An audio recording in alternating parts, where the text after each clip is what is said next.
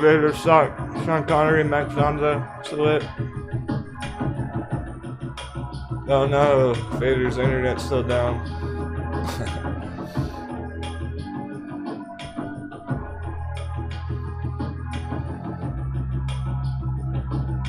Thanks for stopping by.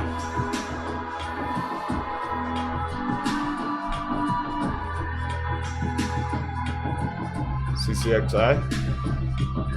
Good thing we were looking at it all day yesterday. I haven't checked.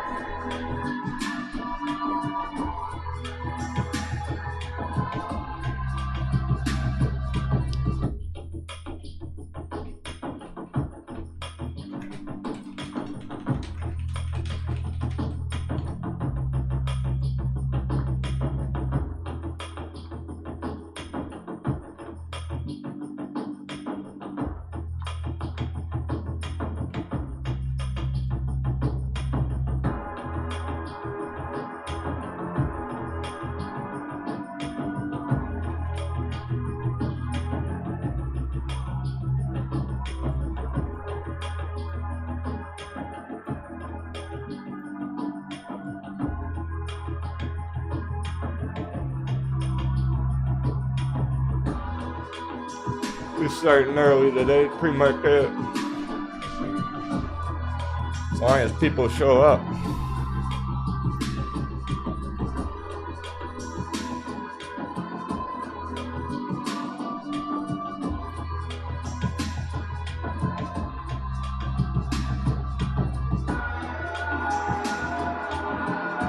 Hang tight, guys. Starting in like 5 minutes. Waiting for people to join.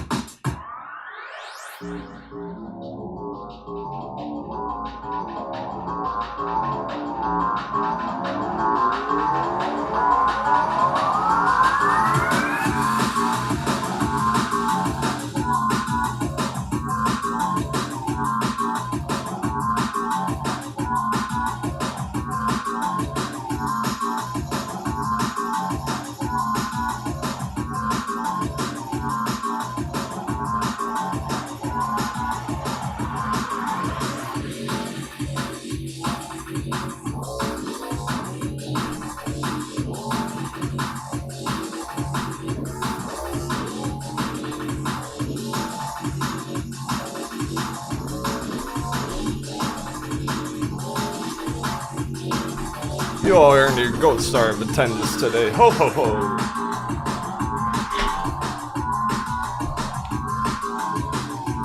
Market crash? What market crash?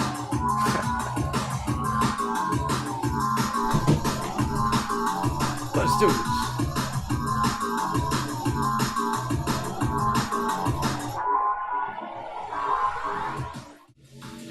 Good morning, my friends. Coming at you live.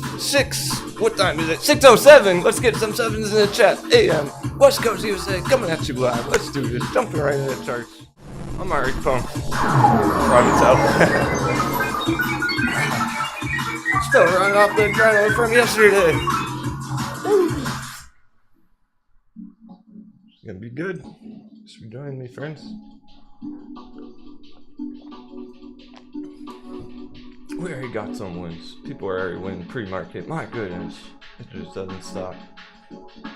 The money just keeps printing. From the Moon Boys buying us rounds on the house. CI.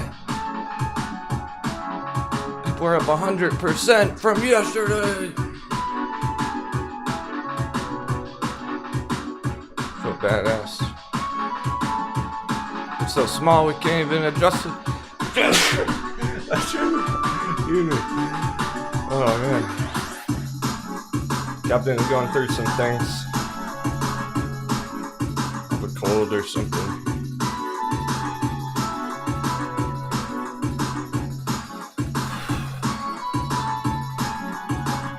CI, where is it? It's so small. What the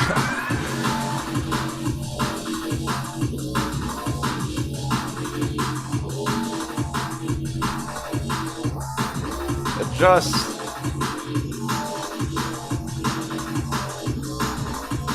Have to go to the log chart.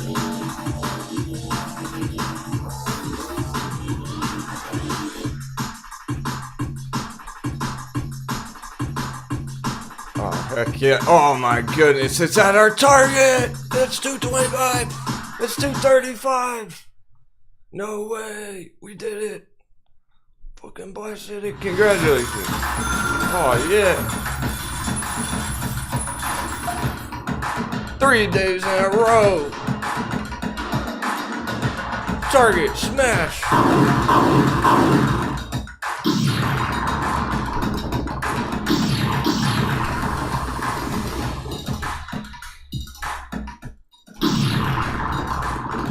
We sniped it. 1 dub, so what's the close? That was a sign. If I've ever seen one. Was that a sign or was that a sign? It closed at 177. Now it's 235. Boom! I can't slam my coffee down. It's too full of coffee. Spill everywhere. Or else I'd be slamming this cup, buckling down.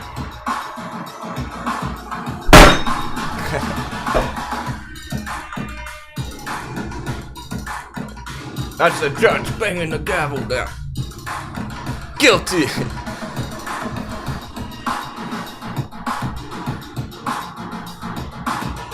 How dare you make so much money in one day? What's wrong with you guys? Congratulations. 777. That's so savage. So we are up from under $1. Sorry, hurt your ears. It's all part of the game, my friend. Worthy sacrifice.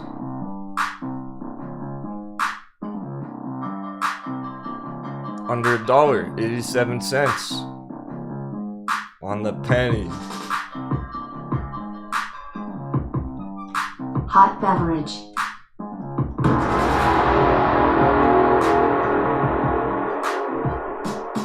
Oh, it's a terrible idea to get back in. Today's payday. You don't get back in on payday. Payday means we're getting out. We're moving on.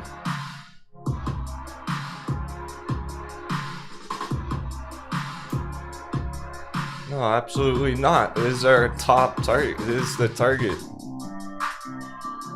$2.50, $3, $2.77 if we're lucky. It's close enough. It's practically there. It's right on this middle green line, horizontal pre-market. Right there.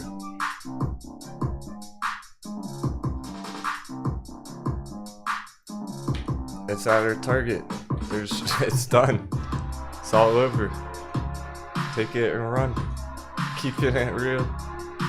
She knows the plan. She sold half for 100% yesterday. She still got half. Guess she's about to sell another half for another 100%. Great fucking job.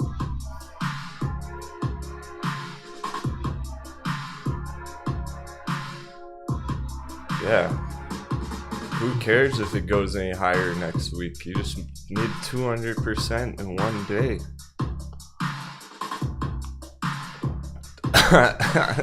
Don't even ask after today.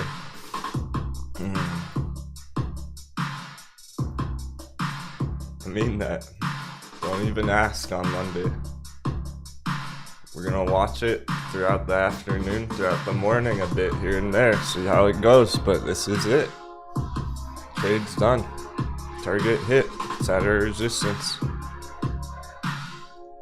Some people are locking profits right now, pre-market.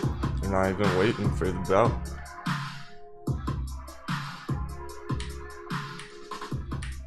This is our real target, our real chart right here. When I removed the resistances, remember there were small resistances, didn't mean a whole lot, but that's where we closed the day, right on a line there. Now that's popping through to 1 dubs. It's right up to the next resistance. Where's the next resistance? Right here, where it is. We're there. 250, 277. It's at 240. It's there. It's at the resistance. It's gonna go down from there. Almost guaranteed. It's almost a certainty that it's gonna get a hard rejection from here today. I give it a 77% chance that it goes down from that red pink resistance today. So yeah, time to get out, time to move on. We're already getting out of it yesterday. Epic. Already chugged 6 beers in a row. Last time you guys crushed this one. This isn't just even the first go on it. We already made a 10x scalp on it. I didn't get in on it, some of you did. Some of you already made 10x on it in 1 month. That was worth celebrating. Now you're already making 100%, 200% all over again on it. It's insane. Just a few days later, love it. Some elite trader shit. Sundial, 13%. Free market. Sundial's kicking off with a bang. It's not fucking around. It's in the green box. I told you it wasn't gonna stay down there very long. Hot beverage. The hot bevies, they're cooling down. I hope you got them while they're hot.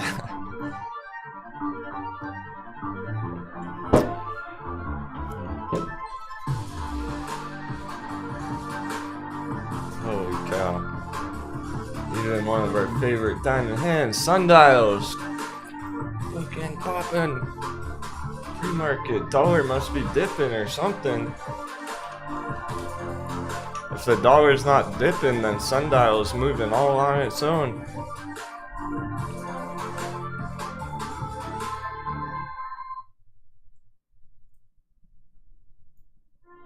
It's gonna be good. We'll take it hour by hour. We may even go for a quick lunch break later at some point, just because it's one of those days where I feel like shit and I'm not very well prepared at the moment to be here all day. I'm not running out of coffee. I might need to go grab some supplies later. We'll see. Depends how it's going. Depends if I'm able to. I don't know if I'm gonna be able to step away. I hate doing it. We don't do it frequently, but so we'll see. Possibly a lunch break at some point. I'll tell you right now.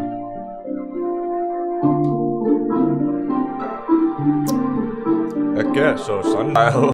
We don't even need to chart it because we already know where it's trying to go. $1 it's trying to go to $1. Yeah, that's what people tell me. Crew says to take care of yourself first, so.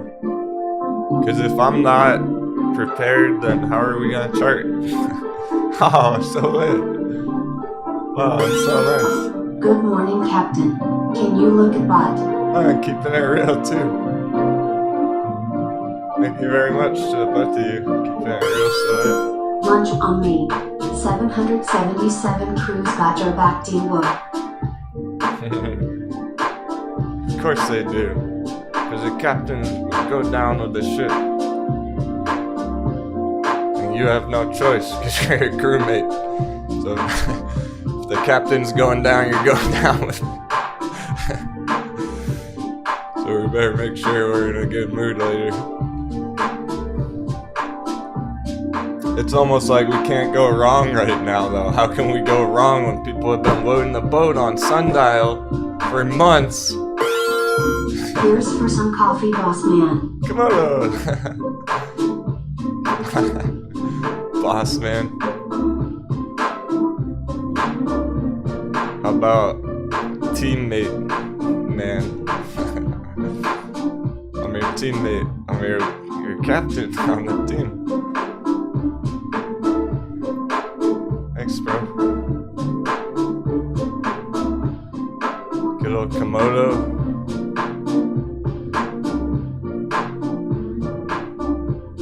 Glad you held strong the last couple months. I know it's tough.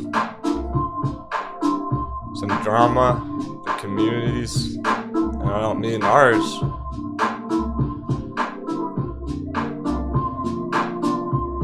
I mean the AMC lovers.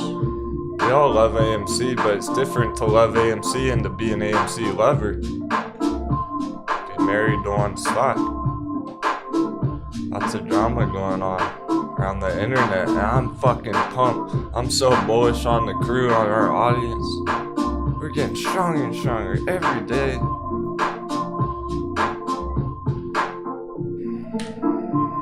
And the AMC conspiracies are just crumbling. How many days in a row can they keep saying bullshit about it every day? They're running out of stuff to make up about it. And we don't have nearly enough time in it. We didn't have nearly enough time yesterday to cover everything I wanted to. After 8 hours straight of hardcore charting, we're only like halfway done with our charts for the day. There's countless things that we're looking forward to. It's not like we're just sitting here crossing our fucking fingers, hoping that one single thing's gonna go to the moon. I think it's worth mentioning. They're struggling. Consider yourself lucky. Thanks, Captain. Payday for us. Clicking beer mugs. Yeah, Tomas, payday. Woo. Haha, you got in on that CI the other day, didn't you? I think I remember yesterday you said you already made 100% on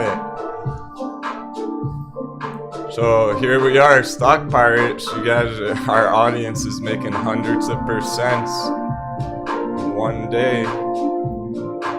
And then you got like 50,000, 100,000 AMC lovers tuning into AMC live shows with nothing to talk about, with no money to be made. They're not making money today.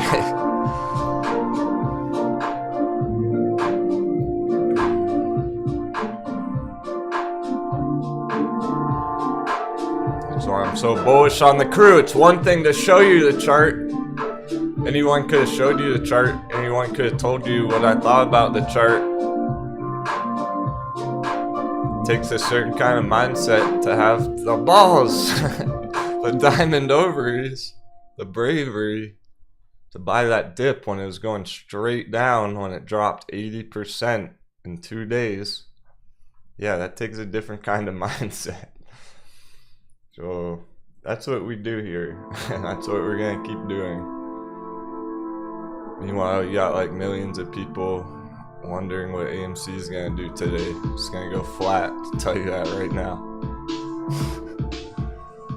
Let's just assume it's gonna be flat every day until it's not, because that's what it's been doing for 6 months. It doesn't make any sense to just check it every day, like, oh, is today the squeeze? Today the squeeze? Tomorrow's the squeeze? Oh, maybe next week, maybe next month. Forget it. Fuck that. We already made 100% yesterday. Moving on. Would you rather hold AMC flat or make 100% in one day? 200%. That's right. That's why you're here.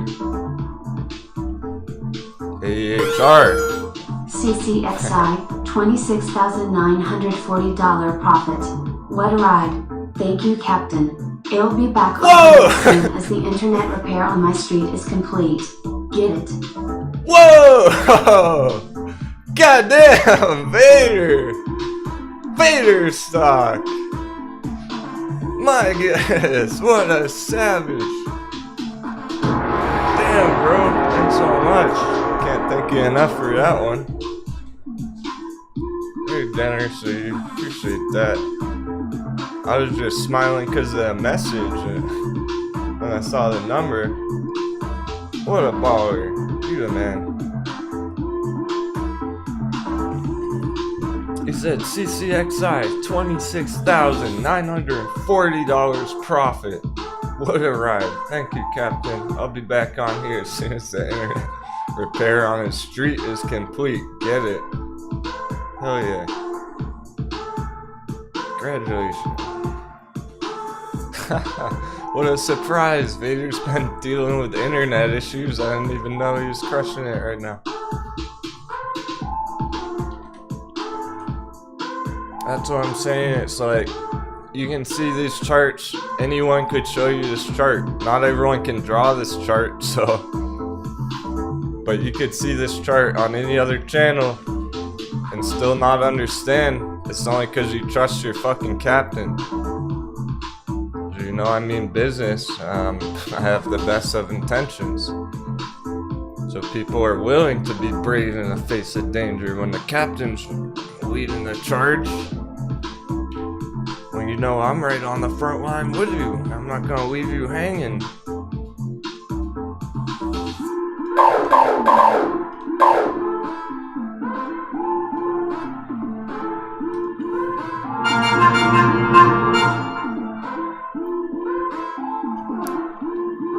My goodness, that's it.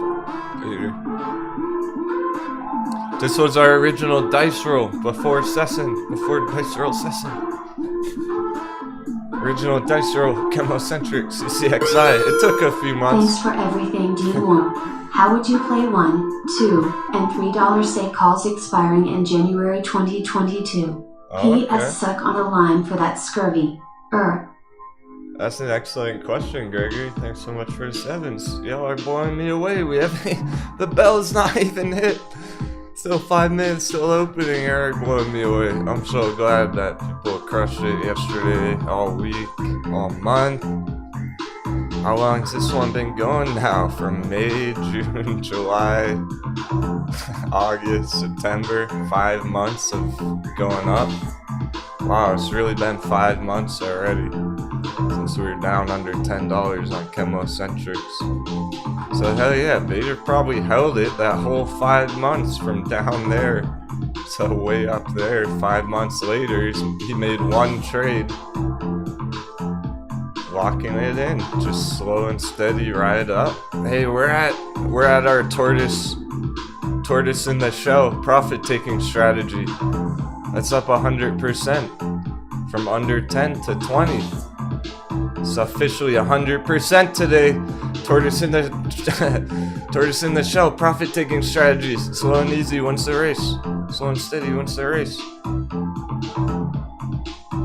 Turtle loves profits. 100%. Little old lady can lock it in, sell half, lock in 100%. Well, 50%, you know what I mean. And then you have your initial investment taken out of the trade, and then you just have half your shares of Chemocentrics for free on the house from the Moon Boys. How to get free shares with Denwo Trading.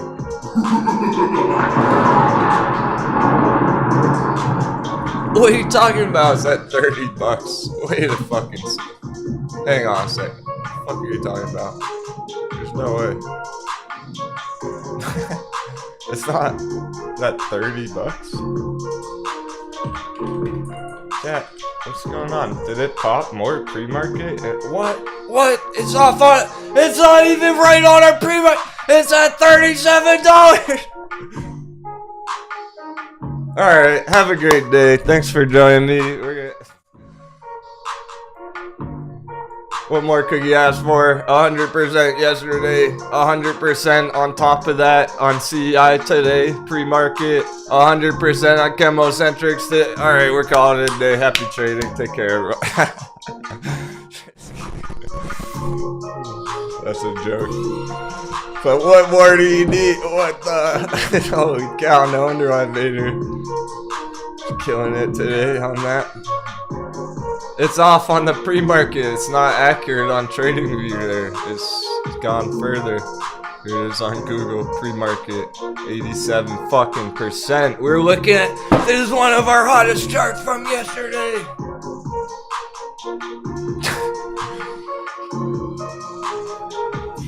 What did we spend the most time charting yesterday? CCXI, CEI.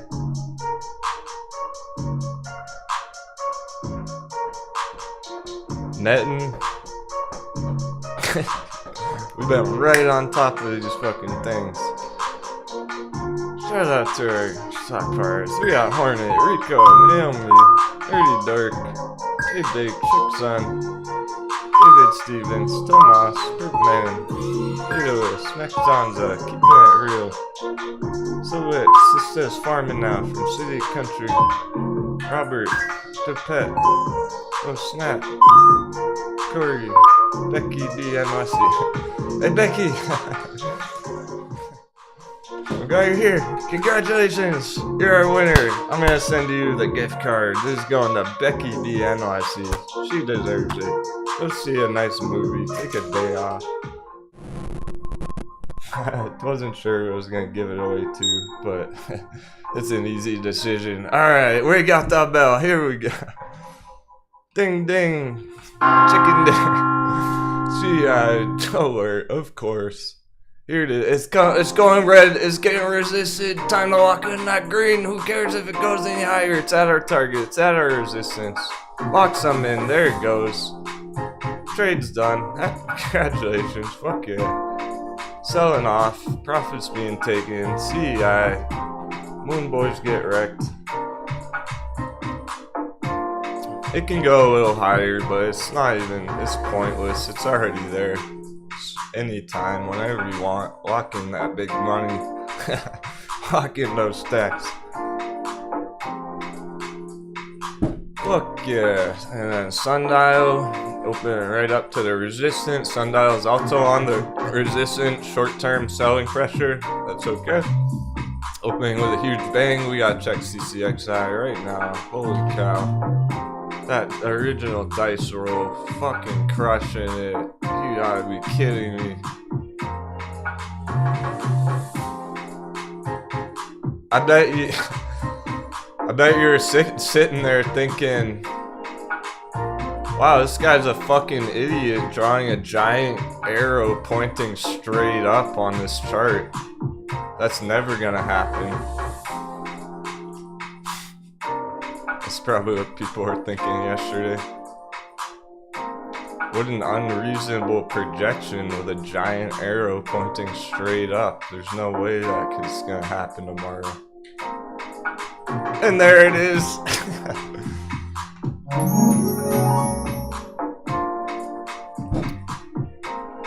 Crazy stuff. So the real target is up over 40. It's at 35. It can go as high as like 42, 45. 5 and then go down. So this trade's over too! We did it! Oh man! We won our trade! Congratulations! Chemocentrics Bulls! We hit our fucking target 5 months later! No way. No way. Slow and steady wins the race. From under 10, it's 300%, 277%. 777.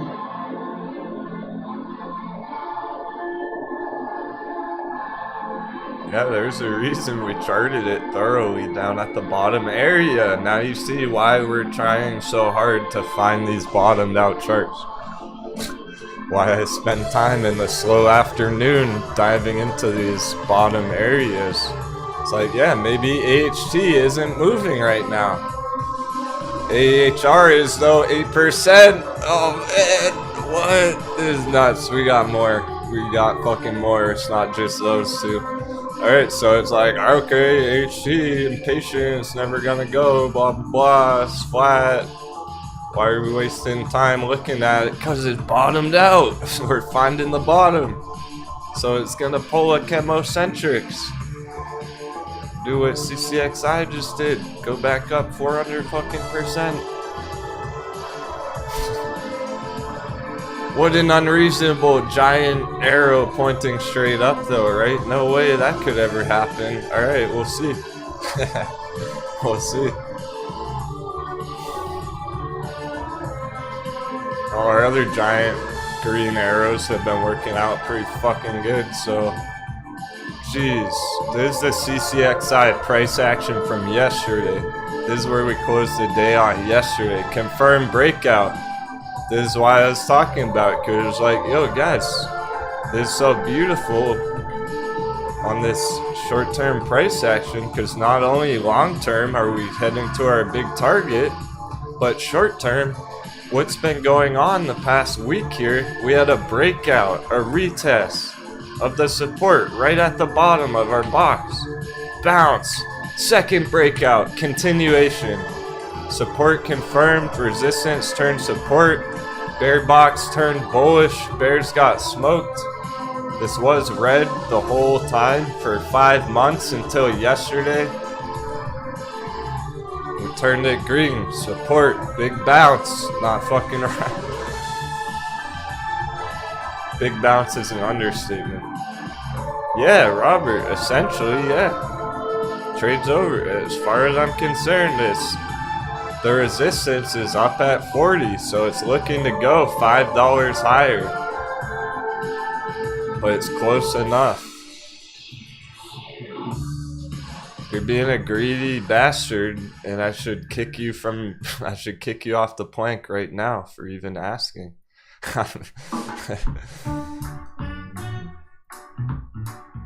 Just to make it clear, I'm being honest. I'm trying to overemphasize like the mindset. Like, what? You're not happy with 300%?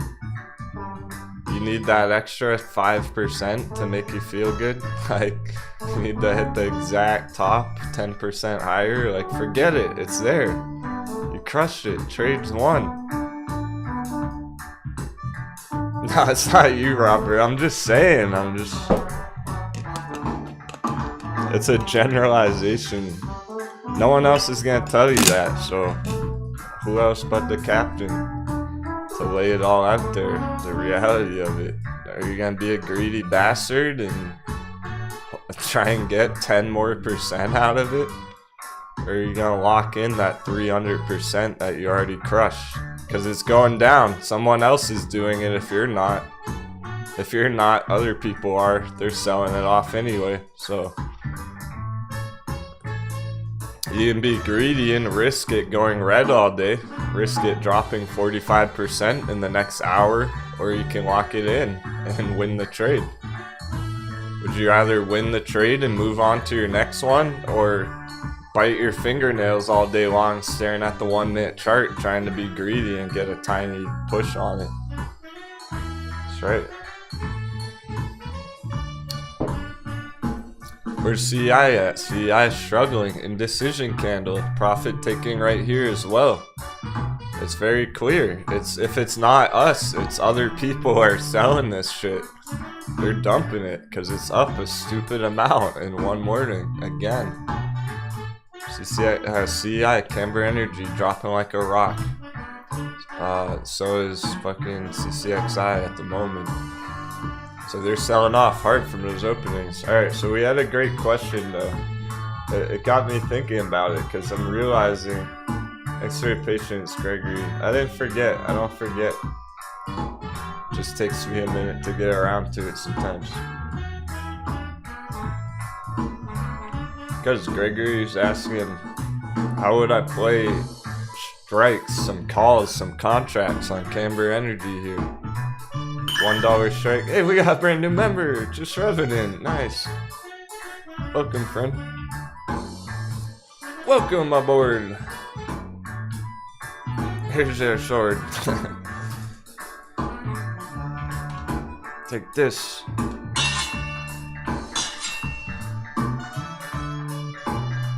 Here's a gun too. Okay, we're gonna need that. Don't forget your helmet. Nice. Robert's out. He locked it in. Ah, boy. That's my boy. Logging in hundreds of percents. Not worried about it. Congratulations. Pat yourself on the back. Now you don't even care what it does. If you're locking it in, the risk is gone. No more risk. Yeah, no more reward. You got the reward, so why take a risk if you got the reward? See what I'm saying? High risk, high reward. You got the reward, why take the risk? You already got it. You already won the trade. Hell yeah, Patty Mac. That's right. I saw that. I saw what you said in the chat yesterday. Great stuff. Patty Mac, if you hadn't yet, I might have even given you one already. Come on into our Discord, Patty Mac. Send me an email. Send you an invitation for a free month. Because I was reading your chat yesterday. Patty Mac's first day was like, what, yesterday, the day before? Right when we were charting CEI at 87 cents. One of our brand new viewers, their first day on the channel, on the show, on the live chat, got in CEI down here. And already double, tripled their money. So heck yeah, Patty Mac, great job. You should join our Discord.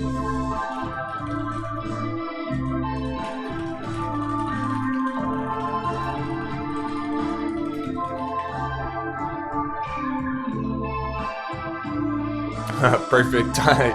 You got lucky that we're...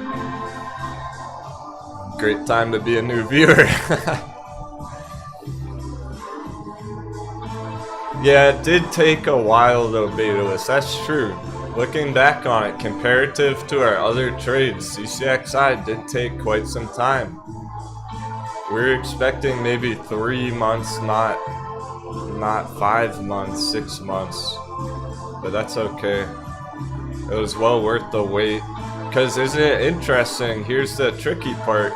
It takes 4 months to go up here, and then one day it pops another 100%. Like, you wait patiently for 4 months, and then that last month is the big one. So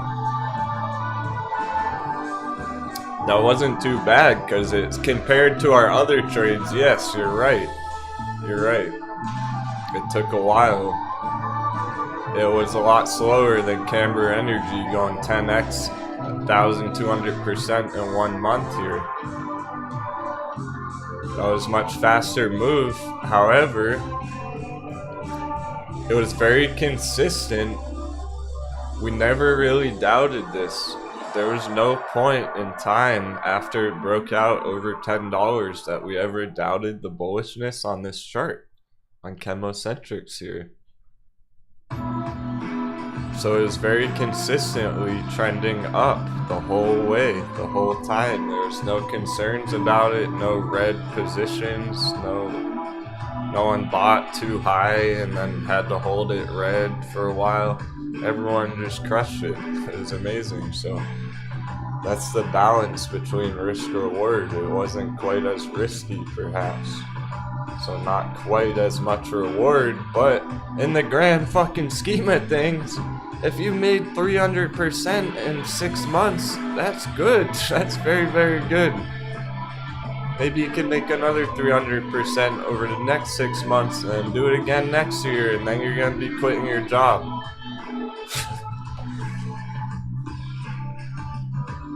Some folks already are. Some of our pirates already are. They're having such good results, they're quitting their jobs. That's how you realize you're a professional trader or a day trader. It just happens organically before you even think about it. And then it's all of a sudden you're crushing some trades and it's like, this is all I want to do now.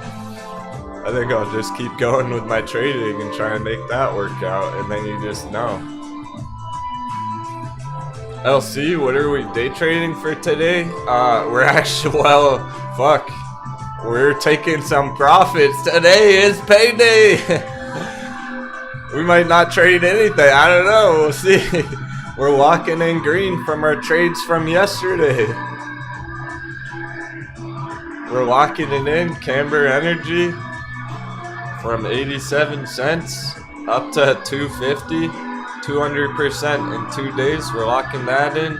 We're locking in CCXI Chemocentrics. Now the resistance up here at the yellow line over 40, so it's not even quite topped out yet. It can still go a few bucks higher and then go down, but it's not worth entering right now.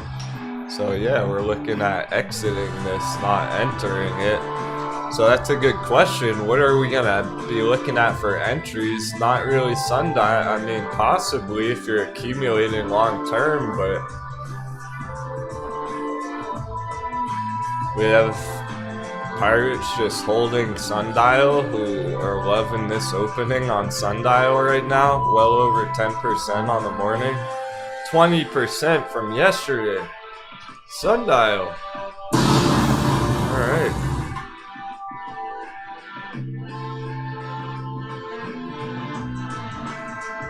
So yeah, we're just like holding sundial, taking profits on those other bangers. We're about to talk about it right now. Let's see what else is going on. Oh wait. now you're making me forget. See, I didn't forget, but you're distracting me, chat. Gregory had a great question about CI calls taking profits. I'll make sure to help him out with that. So that was this Camber Energy pump. He has strikes. He has multiple contracts, multiple strikes. So he has a bullish spread. That's what that's called. He has a long spread where his strike prices or his contracts are spread out over different strikes, different time frames. So he's going long on it, apparently. Well, January 2022. Okay, man.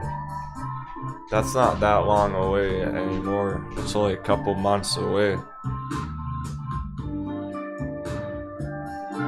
Alright, honestly, what I would do about that, so let's say he has 3 calls on it. 1 call at $1 strike down here.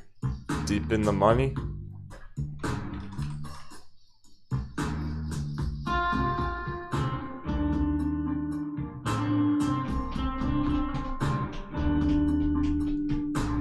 He's got 1 strike down there, $1. He's got 1 at 2. It's right there right now. He's got 1 at 3. It's not there yet. He's got 2 months to hold him.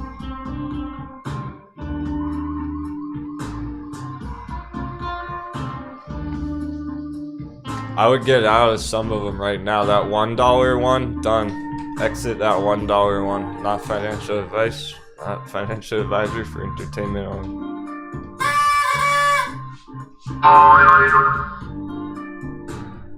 Exit at $1 because it should be up substantially right now. That one that's deep in the money's got to be up hundreds of percents, I would imagine. So I would get out of that $1 one. The $2 one, I'd either get out. Well, personally, I would. Yeah, personally, I would get out of the $2 one as well. Right now, well, it's in the money because it's probably worth a lot. As long as it's up a significant amount of profits, then yeah. Now the $3 one, that's a bit different.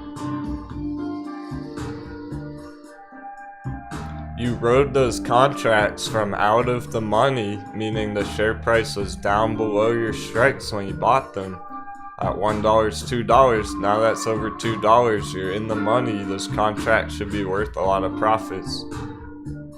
You took a high risk, so you should be getting a high reward for that. Personally, I would exit those $1 and $2 strikes and then hold the 3 for a dice roll. Hold the $3 strike as leftover for hopefully it's extra.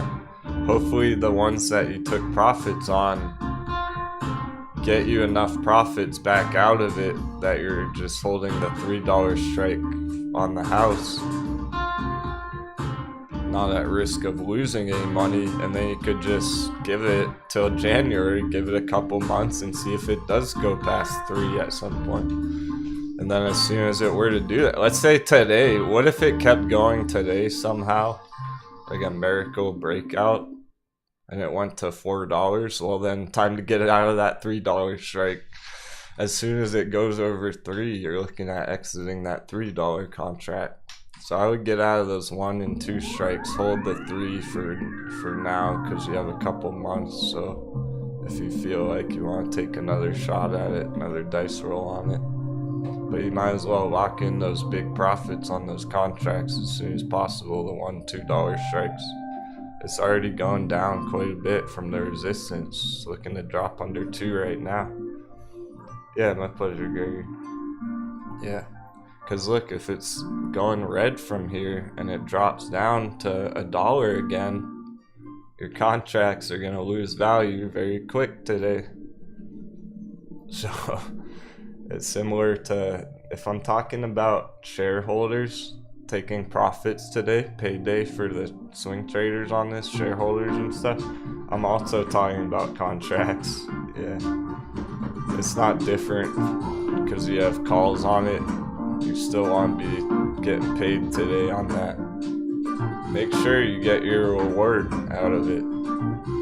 Remember how brave we had to be? I was literally screaming at the top of my lungs for 2 hours about firing cannons and sinking their ship down here. We've never got that intense before, really. That was tough to time and spot it perfectly. Go against the whole trend. You deserve to get paid today on it. It's moving fast, so just by Monday morning it could be under $1 again. Just this afternoon it could be under $1 again. I don't think you want to ride it down to $1 again after all that, after you already won the trade. Haha. Love to hear that, Angelina. Appreciate it. Kind words. Just thanks, Cappy. Being part of your team is a new way to see the markets. Nice and not boring at all. Always interesting and fruitful. Cheers. Coffee cheers. That's the kind of stuff that keeps me very motivated. And I know it's, y'all finding it valuable. You're having results. You're learning a lot. You're seeing how it's really done. There's mistakes being made, of course, every step along the way, and we're talking about them. So even if you're making mistakes, you're still getting better and better and better. And you're seeing how the other pirates are doing it. Oh. There she is, says Angelina. How sweet. Captain's feeling the love today. Thanks so much, friends. This is great. It was an epic day yesterday. My adrenaline was so hot. I pretty much just passed out after the show and slept all night. And here we are again crushing it. It is so I love to do. I love when the chat's in awesome mood. I love when people are crushing it. I love when you're staying 7 steps out of the market.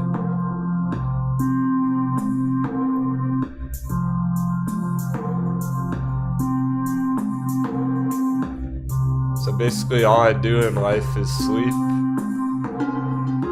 and live stream with my friends. I wouldn't have it any other way.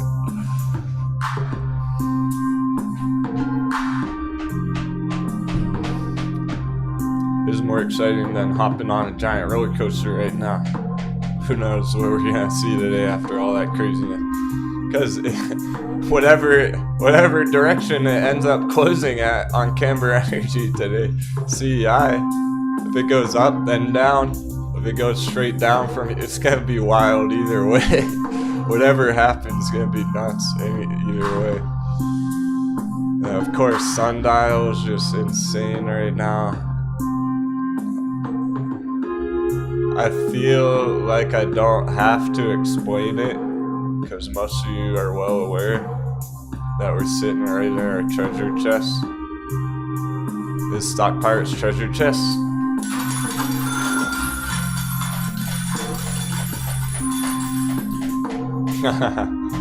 But we can summarize it real quick. So that's our treasure chest. We've been targeting it the whole time. For 6 months we've been targeting this green box. Buy box on it.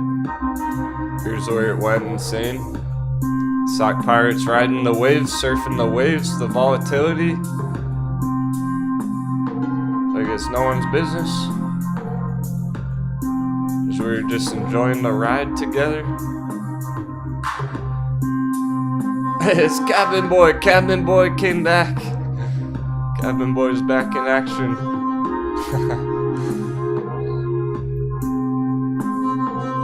So we've already traded Sundial from 64 cents to $1.50 back there. 130%. I'm sure we all forgot about that.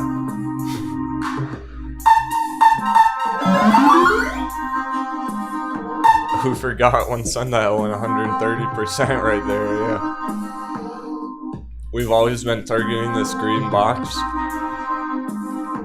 Moon Boys dropped their treasure in the ocean, so we had to fish it up. We saw their treasure laying around in the bottom of the ocean. My goodness, look at that treasure chest they left behind.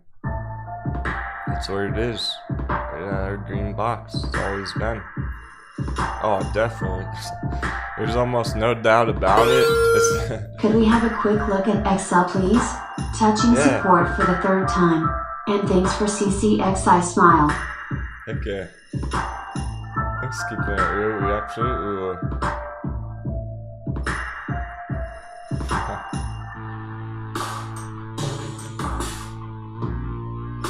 But just real quick, there's the support, 70 cents at the bottom of the green box. Bear trap the other day, hot bevy. Hot beverage. On Sundial there, so no wonder why it's 20% green right now, because that was a fucking steal.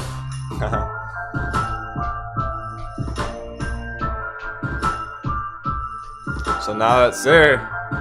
It's almost for sure gonna be going 100%. We're not even, forget 100%. Thanks for CCXI dollar. Woo! Just cashed out. Nick TG 2000, let's go. That's all. And thanks for the 7s, my friend. Nice. I didn't even know you were trading that one. Okay. Oh geez. Raking it in on chemocentrics today. That's amazing. What a surprise. The dice roll turns out like half of the OGs went long on. You didn't tell me that.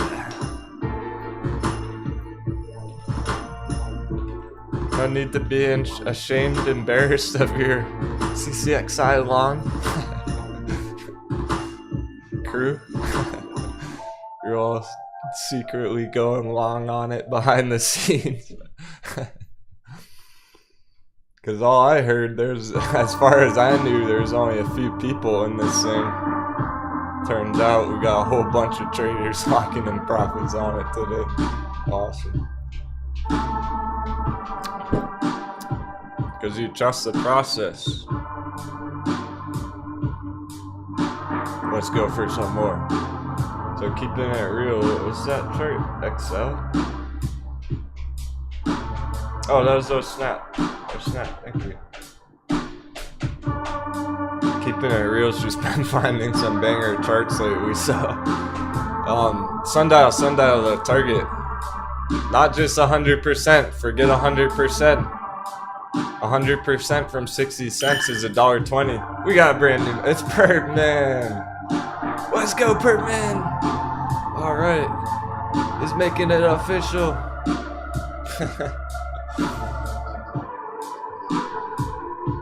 We can finally give you some equipment, some battle gear. Here's your sword. Great stuff. Sharpen it up. Been sharpening your sword for you. Take this. You need it. After recovering his portfolio last month, 2 months ago, he was fucked. Sorry, I'll try and call you out.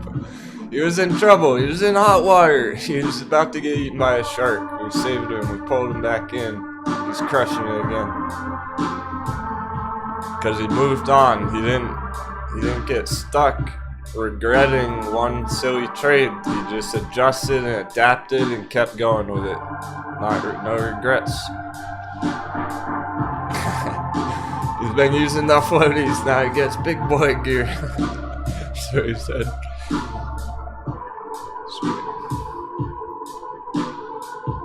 So I just wanted to say, forget 100% on Sundial. It's looking to go to $1, which already is 100% from where it is right now. That's why it's such a steal down here in the treasure chest. Because over $1, that's the fair value. It's trying to go to $1 for next year and stay there. Meaning next time it goes over $1, it holds support. It's not going to go under $1 again. So we're hoping it breaks through $1 before next year and then keeps going on the uptrend throughout 2022 and just never goes below $1. Yeah, alright, I got you, chat. Great conversation, but AEHR? Who's in AEHR? Someone's gotta be in it. We charted it from like $3. What about this one? Why does no one care about air test systems, which went from $3 to 18? What about this one that I've been showing every day? It's up over 10% on the morning. It's breaking out, going for 25. I keep showing it, but no one seems excited about it. I don't know. I always like XL fleet, so Snap was asking about there. So I'm more than happy to pull this up. 550. Interesting how it's holding perfectly the green line there.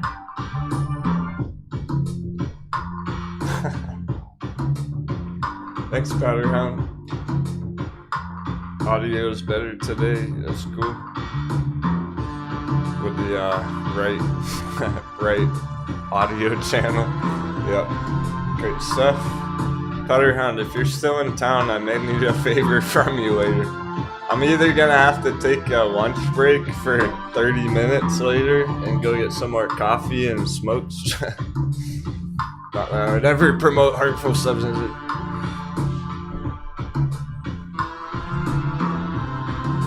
Or you might need to bring me some, depending how intense the charts are.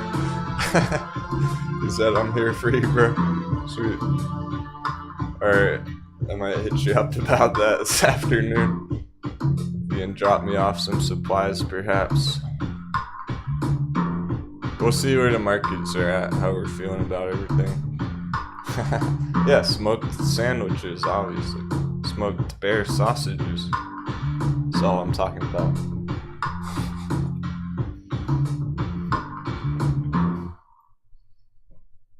some reason no one cares about AHR, but it's killing it. So I'm gonna keep that on the radar today, as it was yesterday. This is one of the other favorites from yesterday. It's up 12% already. XL, green on the day, 550. It's holding the line. It is.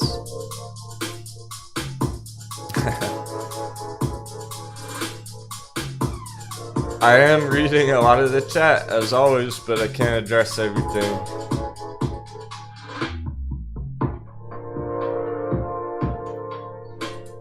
Mina! Mina got it while it's hot.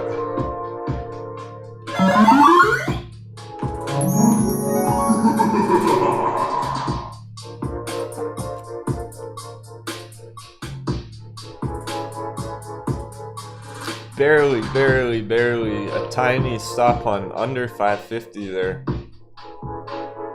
Couple pennies. 542 stop hunt.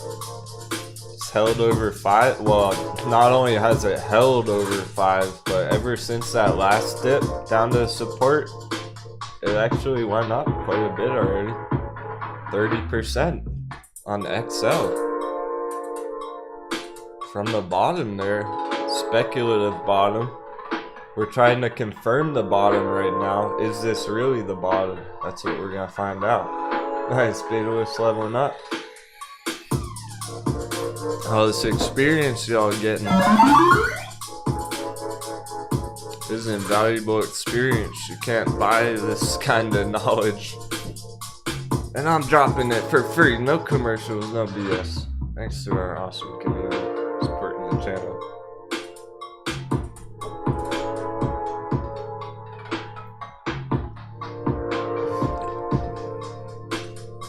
You can't buy a textbook with this kind of stuff in it. It doesn't exist.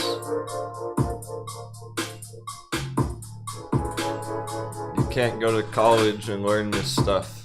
There's no such thing. You can't learn it the standard methods, or else you're just gonna join a hedge fund and be a everyday investor. This is different.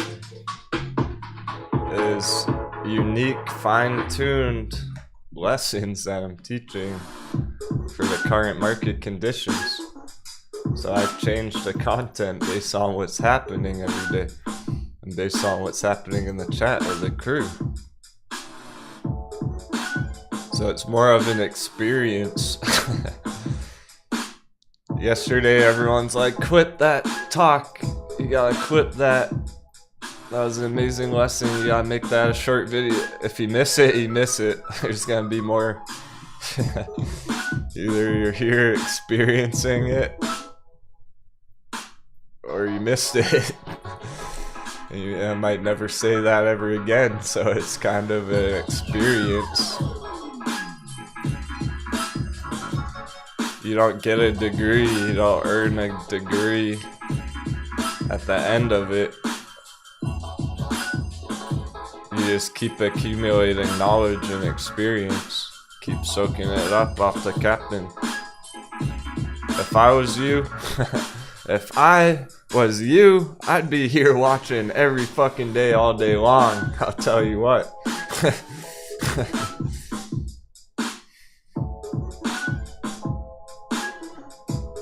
Because you're not gonna find better charts than this. They don't exist. And I'm not just bragging. We're calling them every day, all day long. Over and over and over and over and over again for 9 months. Consistent wins.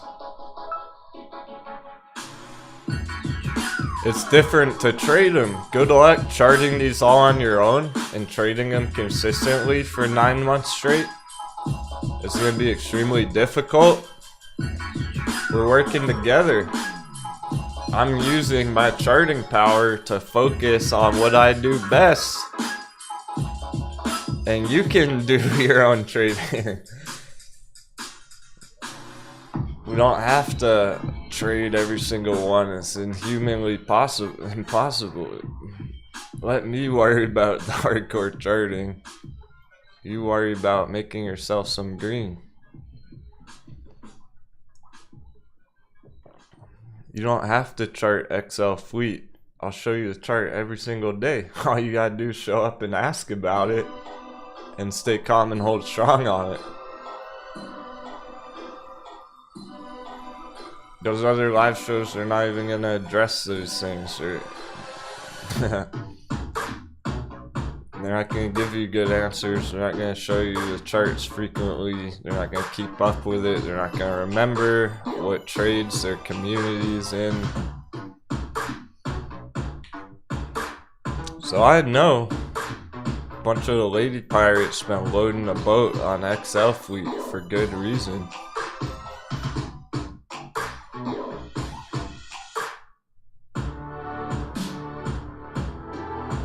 Hot bevy under 5. Yeah. Pretty sure it dipped just under 5, or did it at any point? No, 550 is the point. Our hot beverage on XL would be under $5, but we didn't get it.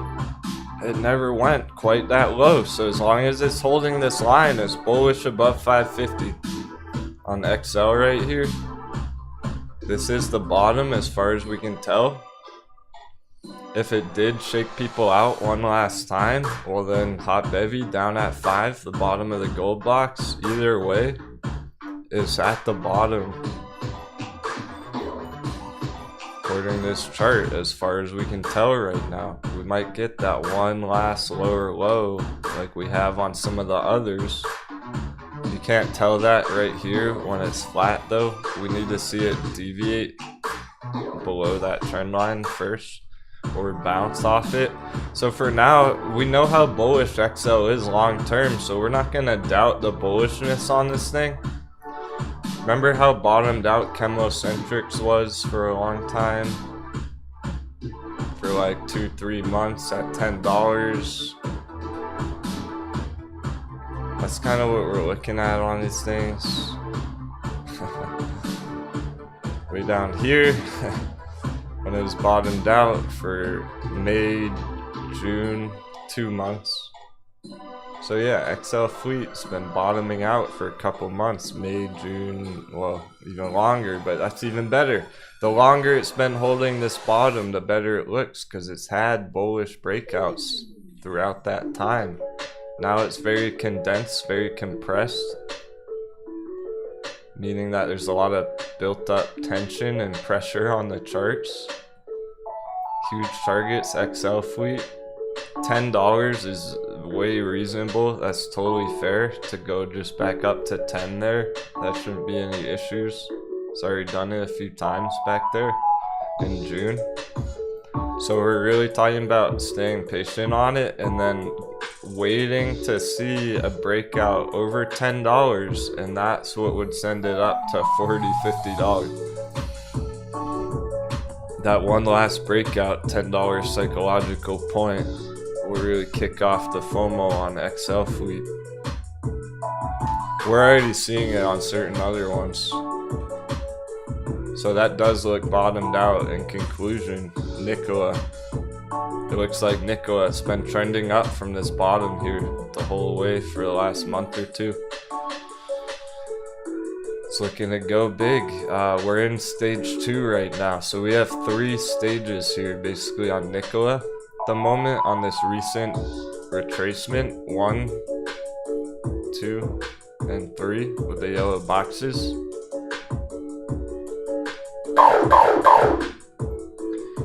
We bounced from the bottom one, the turning point. Now we're at the stage 2, the second step. We're going for that third one this afternoon. Up here, with the third step, the blue trend line, 1150. It would be great to see Nikola close the day over there, leading to bullish continuation just next week. So that's how it can get there, and then break out again next week, send it right up to $15 on Nikola. Hey, that's kind of like those Chemocentrics numbers. That's like those CCXI numbers. Entries under 10 on Nikola, entries under 10 on CCXI. All the 7 CCXIs, 40 bucks. $35 today. From 10 to 35. You see how it can go there. Here's your proof. It's right here on Chemocentrics. This is what we're looking for on XL Fleet. This is what we're looking for on Nikola. This is what we're looking for on Sundial. This is what we're looking for on NAKD.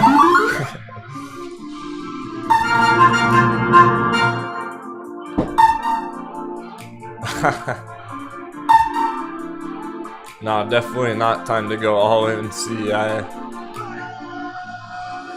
It was 2 days ago. It was yesterday at 87 cents at our entry. That was a YOLO FOMO. Not at 225. It's not. I wouldn't touch it anymore. Time to get out of that shit.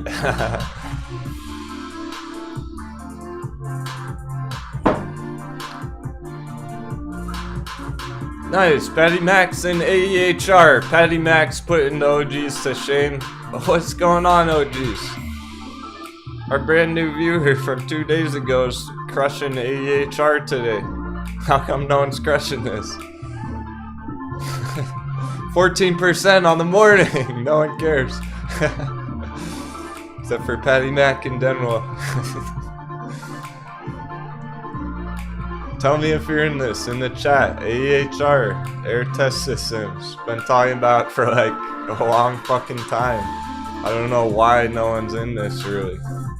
Maybe there's just too many good choices.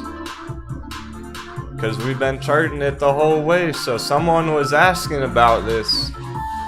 There's people asking about this back at $3, $4, $5. How come no one's asking about it at 20? What happened?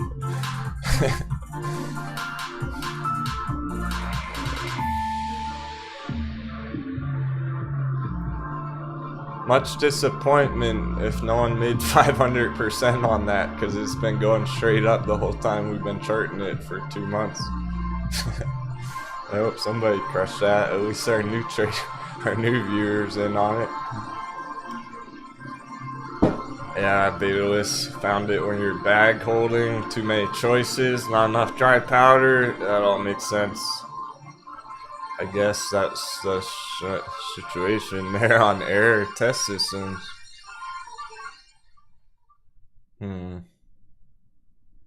Alright, well, what are you gonna do? I don't know. You can't hit them all, you can't win them all. That's what I mean. It's like, it's a tough choice, like, to go long on CCXI last month or long on AEHR. How do you choose which one's gonna go bigger?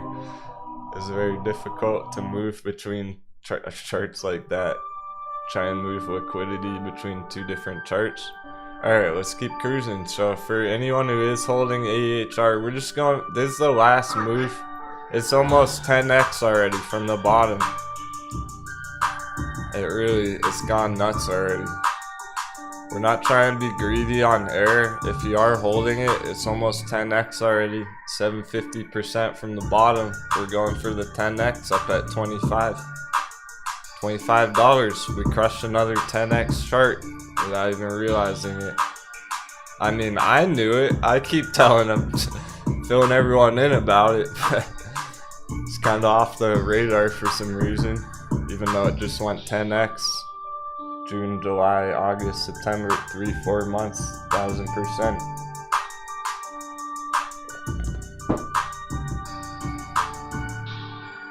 Oh, nice, yeah. Those are great choices in the chat. Sphere 3D, BLU. Swift Mischief fumbled the bag on this one. Maybe exiting too soon. Yeah, it's always been going for this target. We never changed that. Not once did I ever say AEHR looks bearish or anything. It's always been going for 25, so that's where it's trying to get. So if you're, let's say like Patty Mac may have just gotten in it this afternoon, this morning, and he's trying to ride it up for a scalp, you're going for a quickie. You might be trying to take profits just by the end of the afternoon here, or Monday morning. You're not really trying to hold a chart beyond 25. The highest it could really go is like $30, the top Fibonacci. So 25 to 30 is our top area on it. That's all we're going for. It's not really even supposed to be a quick scalp like that.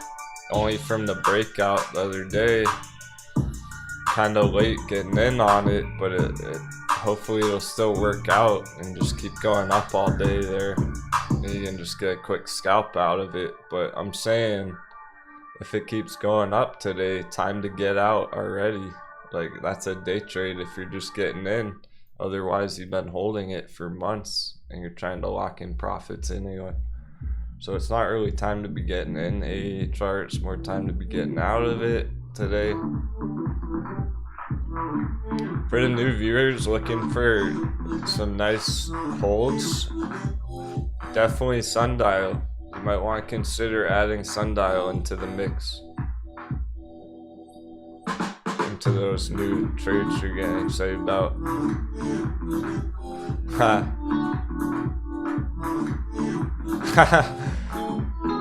The CEI $90 target's lowered to $20. Nah, CEI $90. We don't care what it does down. Who cares? It's funny. See how flat it's been since the open? It's not moved from the opening. Time to get out. Fuck that. It's not like it's going straight up this morning, guys. On Camber Energy, this isn't a day trade today. It's not an entry. It's not. It's probably not even gonna pay out anymore today. And even if it did, you're just lucky. You got lucky if it does. Which is greedy. Being greedy about it. If this was anything else besides trading, you go into the casino and you just tripled your money in one round of blackjack. Yeah, it's reasonable to walk away from the table. If you just triple your money on blackjack, are you really gonna sit there and keep playing? Like, keep taking risky hands? No, you're gonna walk away with your win. Be smart about it. And then you're gonna look at sundial and air and well, not so much air.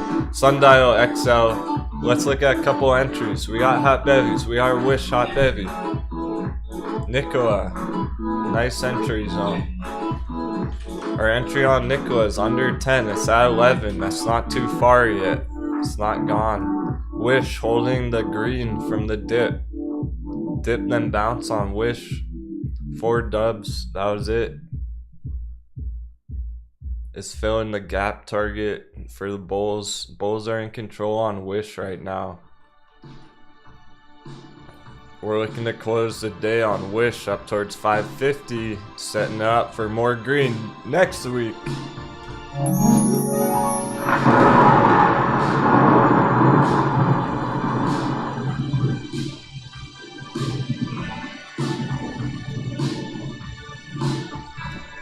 This is an entry today. Wish is an entry. There are things that are entries, there are things that are not. There are things that are profit-taking exits today. Nope, Gregory, this is why I wanted to show you it. On the contrary, this is potentially the best time ever to be getting into Wish. It's quite literally the lowest price it's ever been, ever, on Wish. Downtrend all year long. Since January, February, it's been going red every month. It looks bottomed out, going into the new cycle next year. Going for that lockdown recovery. Just like Ride, hot bevy under 5. Wish hot bevy under 5. Hot beverage.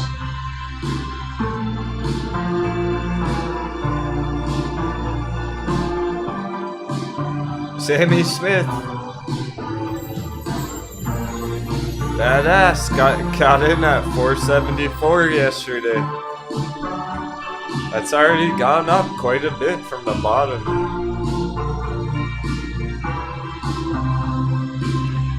That's the trick here on these hot bevies, because it might be red today. It's 0.77% green. What do you know? Point dubs. 777. Another magic number coming through on the wish chart. So it's only at 1% green on the day, so it's kind of deceiving until you realize it's up 12% from yesterday. Enjoying my hot beverage in my brand new Denwo Trader mug. Let's go soak up the hot bevies.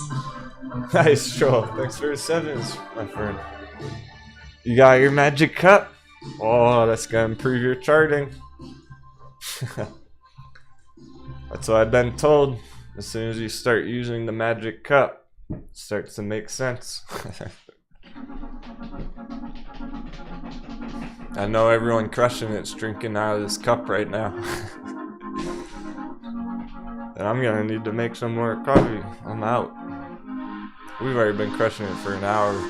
So I'm showing you Wish because it is a good entry. We talked about our profits on CEI, getting out of it. We talked about getting out of chemocentrics. We're talking about getting in Wish is one for entries. Quick target for you. Huge. It's kind of like XL too. The EVs trying to make a comeback next year. 500+% on the recovery. We're going for over that. What if Wish goes to a new all-time high? Wish could go, let's see, the top was $30. It could go $50. Double the previous all-time high. That's going to be 10x, 1000% targets on Wish. It's almost like which one of these charts is not a 10x target at this point.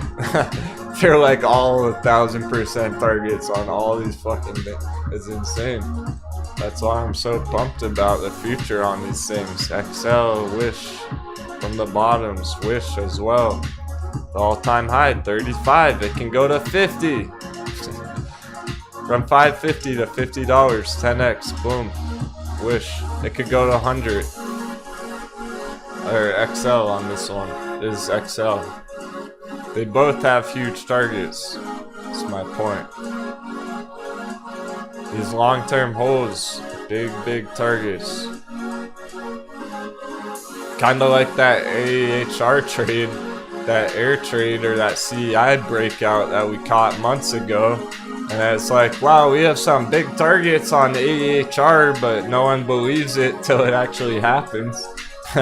So don't doubt the bullishness of these charts.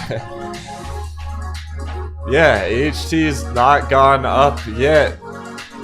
What if it opens with a bang Monday morning? It opens at $30 fucking. Like, that's the kind of stuff we're seeing right now.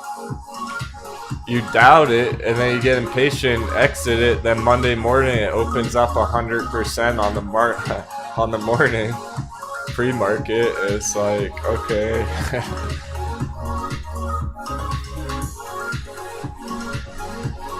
Hey, cheers, Coco Flanell.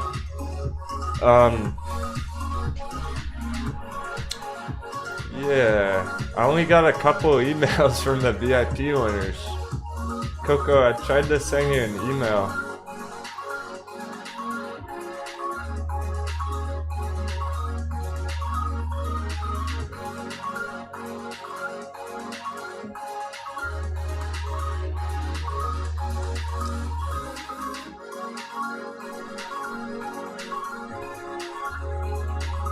Coco, if you need to, send me another email after the show or whatnot.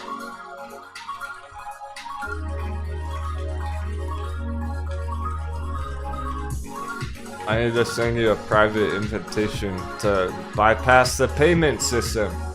It's a little tricky to get people in there for free because it's for free and I'm getting you past the payment wall.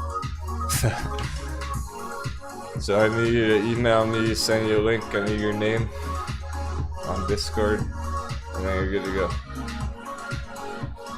So if you want to join for free, that's what you have to do.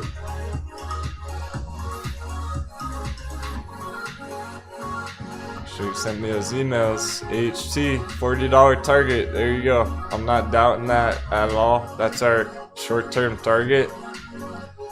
Dub 7s. Of course it is. 77's the top for now. So our next target area on AHT, this long-term stagnant hold chart, is from $40 to 77. From 40 to 80 bucks is where we're just trying to get back to, above the green box there.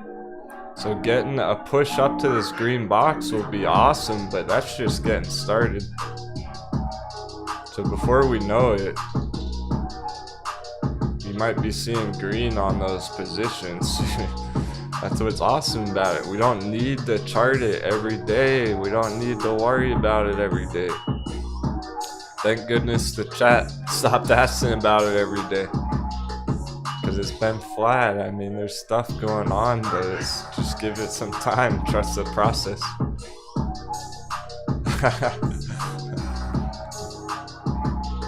Not for everybody. Chuan, you can get it in too. I'm feeling generous this week, but that was just for Coco for now. I bring in like 25 free members. I bring in like a free member every day, so just be cool in the chat. Maybe you'll get one.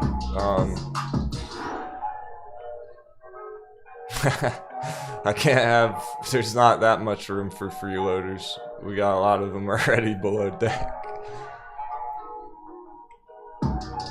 Can't bring everyone for free. Sorry, only if you're cool in the chat. Givo busting out. GVO. Surprise. I've been keeping this on the radar. A loose watch on this one on the radar. Starting with some giant green candles on the morning. About to pop through the resistance in yellow. Big targets. That looks good. That looks good. I remember this one that Vader stock day traded a long time ago. He got a scalp out of it back here, and that's where it caught my eye. It was like, okay, it's chopping around the support area, but it still has a bigger target. So if we're able to time it correctly, we might be able to get that last leg up, and it looks like we're seeing the start of it. So even GVO, 200% target on that scalp. That's pretty big. I know it's not a 10x target, but it might happen fast. This is a fast mover. So you have to decide for yourself, like, do I want to take a risky fast trade, quick scalp on it? Or do I want to enter a long-term hold that's somewhere down here, just starting to break out? Because this one's already been going, we're just going for that next target up at the purple box. A scalp. So that's what's going on with this one. It looks good. It's been ready to do something like this. The timing is looking proper. 699. Right under 7. Trying to crack 7. Send it right up to 12. $20. Those are big moves for one push. 85%, 200+% on a breakout scalp. It's kind of like BLU or one of those ones. Breakout scalp. Speaking of which, AHR, that's what it's like. It's very similar to this air test systems where it's at right now. That last target, that last push up, that's all we're trying to get out of GVO right now. But it's cool because on AHR, from where it is, that's only, you know, it's a lot, but we're talking like 15, 30, 50% at most from that breakout there. Hopefully you got in earlier if you did, but it's not nearly as big as this GVO one when we're talking 200%. 20% on the scalp on AEHR, 200% on GVO scalp. Alright, cool, Scott Tweedy. Firing off some more cannons. I'm trying to make it clear, like, AEHR is a different thing. It's going right now. We're on for this to target. It's holding over 19 still, pushing green, but we're not trying to be greedy about this one. I would highly suggest getting out as soon as possible. $22, $25. It's gonna be a nice 15, 30%. If you got in earlier, like the other day, yesterday, it'd be a lot more. It would be up 70% already. Going for 100%. So it's 100% from like yesterday. You gotta realize that. It's halfway there from a double up on yesterday. That's all we're trying to get out of it. That target, and then it's done. Just like the CI one. Hopefully everyone locked in green on CI, because no sign of it breaking out of our resistance. Technically it's been red all morning. CI is topped out. Same with CCXI, coming down like a rock. That's why I was like, yo, our target's up here, but it's close enough. As it got close enough where it doesn't matter. People exited at 35 first thing in the morning. That was awesome. We'll see the rest of the afternoon if it pops and drops or just keeps tanking. It doesn't matter. The important part is you won the trade already, so you're not taking that risk. Okay, BLU is a bit of a dip here today, so let's check that out. Bellis Health.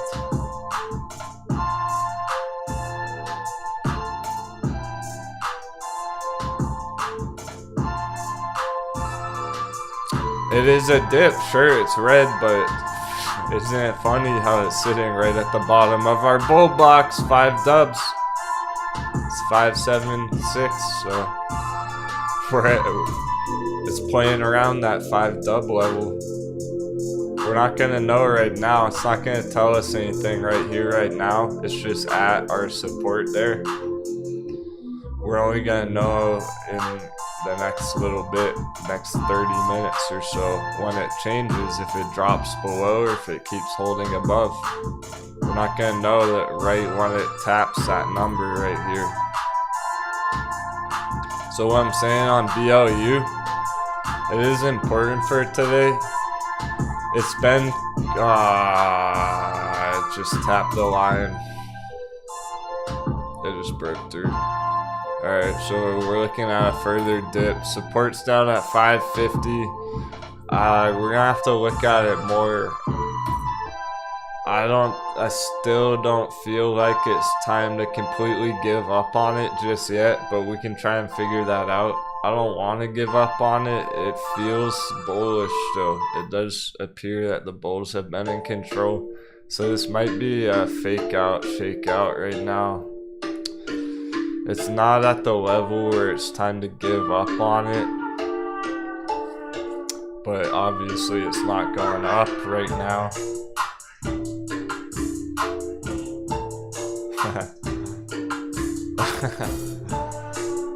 Doc Caroline tries taking a nap until hears those sound effects. The horn waking you up.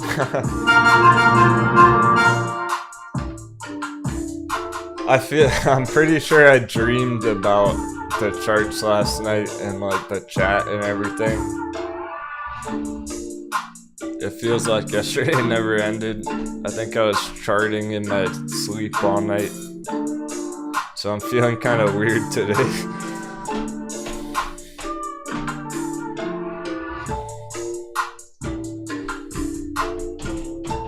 So I know what you mean.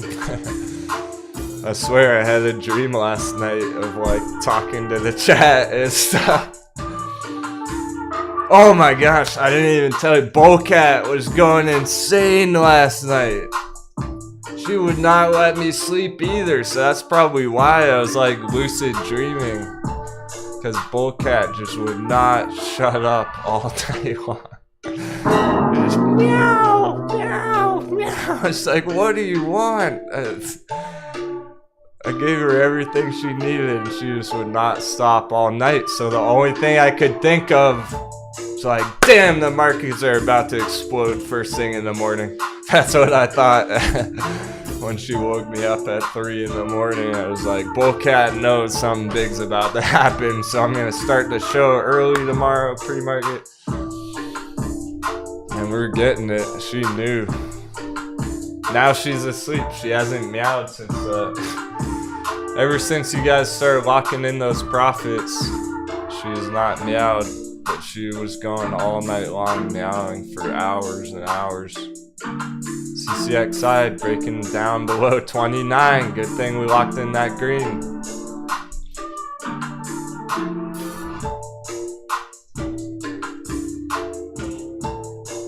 Yeah, she was feeling anxiety like, stock pirates better lock in some profits today.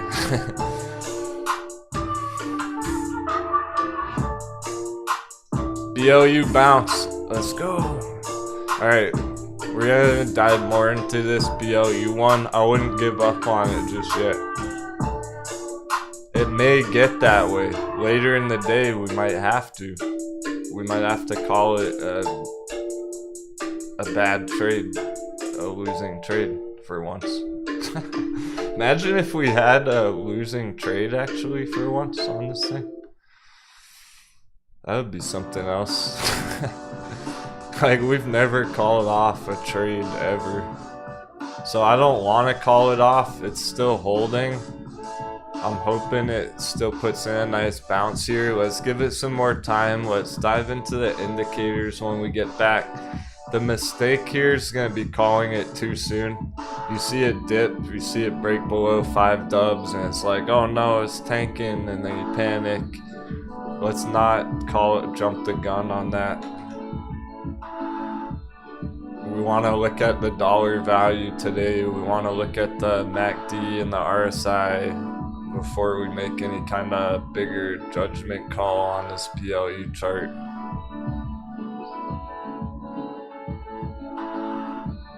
It may just be not that popular at the moment, so it's kind of stagnant. Is what I mean when I'm saying like a chart stagnant, when it's just chopping in a range like this in the box. It's too perfectly in that range to doubt it right now. Instead, you know what? Instead, I'm gonna make it more clear. I'm gonna adjust this. I'm gonna lower our range. There we go. All the way down to 550 support at the bottom. We're gonna extend our bullish box there.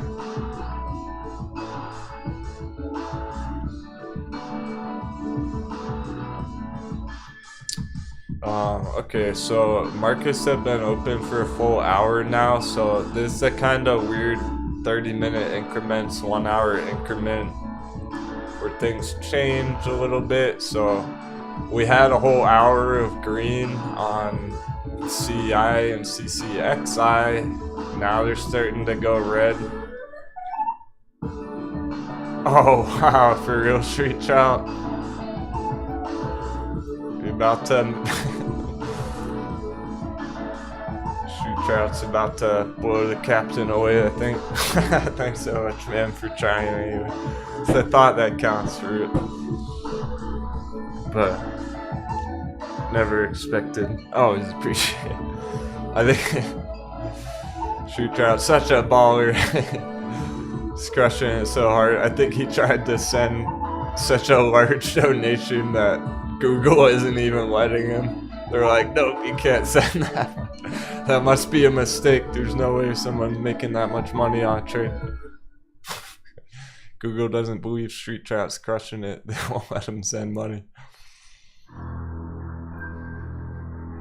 Thanks for trying.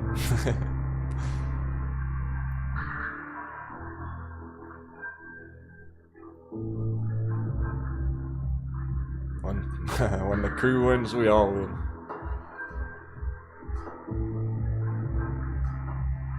Yeah, so like AEHR as well, that hit that resistance, short-term resistance, putting in a bit of red candles. So that's what's sketchy about entering it here. We're not really trying to enter on this pump. You're either trying to hold it or take profits, but if you did, still going for that target. I really wasn't showing this one for an entry. It's a risky, quick scalp. That's all it is at this point. So it's gonna have some volatility here with that hour time frame, hour chunk of the day, and those other ones putting in red. So yeah, we're getting a bit of red candles right now, even on GVO. So it doesn't almost even matter what chart it is. Getting some slight red candles. So that's what's hard about making an entry on it right there.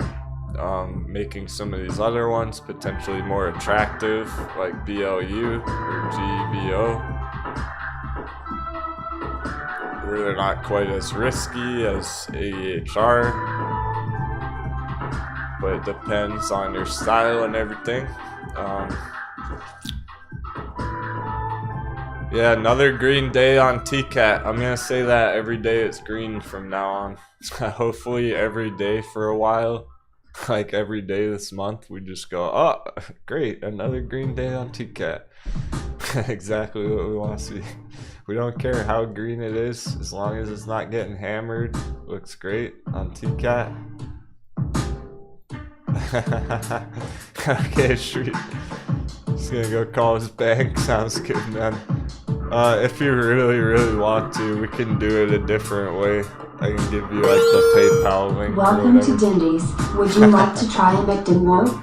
The combo comes with a hot beverage and a generous helping of tendies. If you had a burger named after you, what would be on it? Oh man, that's a great question, Pert man. Super important. We gotta drop some technical analysis on burgers right now. Okay. Thanks, Pert, for the sentence. Vader Stock's working on it.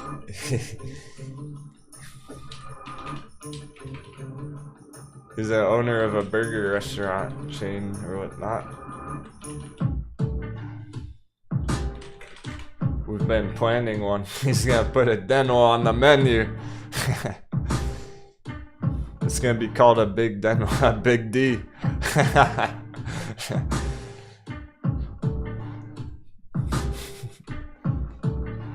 So this is all wrong. This is all wrong right here.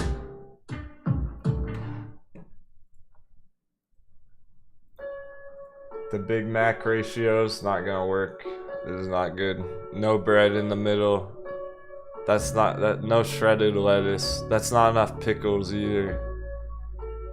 So we like to kick it up a notch. Flavor Town like Guy Fieri. I want some hot sauce on there. I want double patties, but get that bread out of the middle.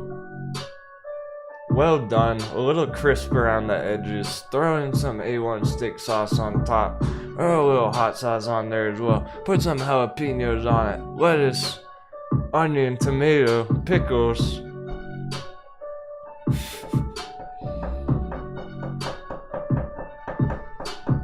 Bacon, extra cheese, boom, done.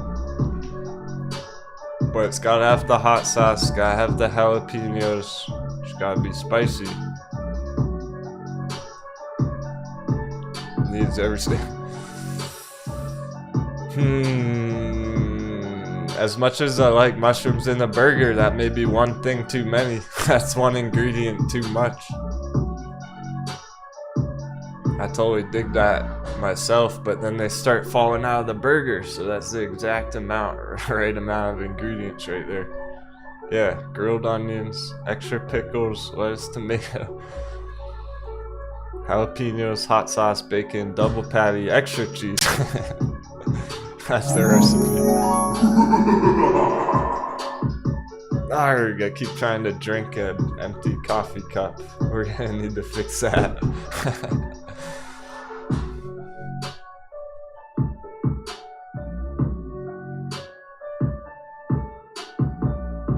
This looks good. Even AHT, another green day. Bottomed out charts going. IDEX, anything under 2 is really, really nice. We're looking for something bigger and better on IDEX as soon as possible. Maybe today we'll get a close over 2 on IDEX. Setting this up as a bear trap. Hot beverage. Under 250 accumulation on IDEX, very nice. Under 2, amazing. Yeah, right. Yep. We got our dips on our EVs. Wish, Ride, XL, Fuel Cell. Oh, it's under 5. That's a fucking hot baby.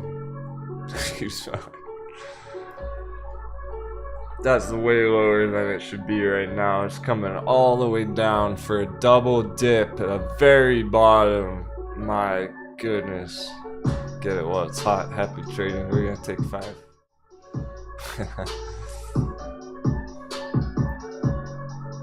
No hesitation. There's no need to hesitate. What's the hesitation? It's the lowest price it's ever been in the history of the chart.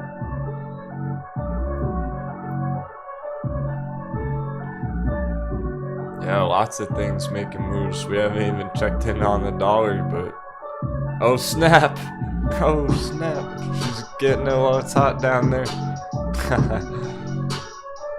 That's why I drew a cup on here. We didn't know if it was gonna do that one last dip. It's happening. We gotta be flexible. It's not green today. That means one thing and one thing only. 777.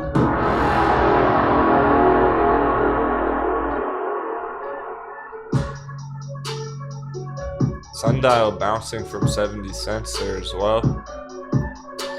We're discussing entries on Sundial here, but when has Sundial not been an entry, right? Sundial's always an entry. Ding dong! Fucking ding dong. Yeah, we can't. DDL ding dong. Ding dong, continuing breakout, going for 100% targets, DDL.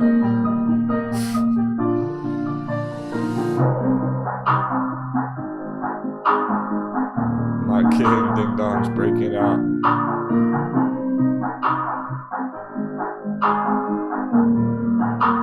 So many good things to watch. I'm gonna leave BLU up, looking for this bounce for Bella's Health Traders.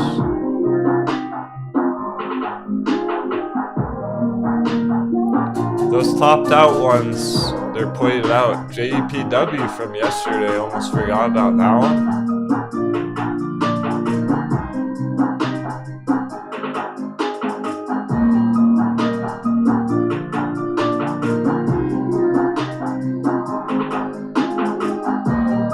Yeah, T-Cat looks good.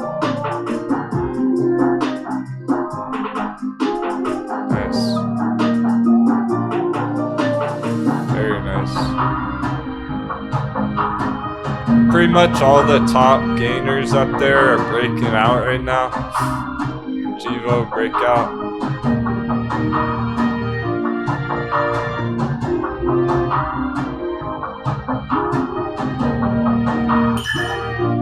Hey, we got a brand new member. Who's epic? Who's that?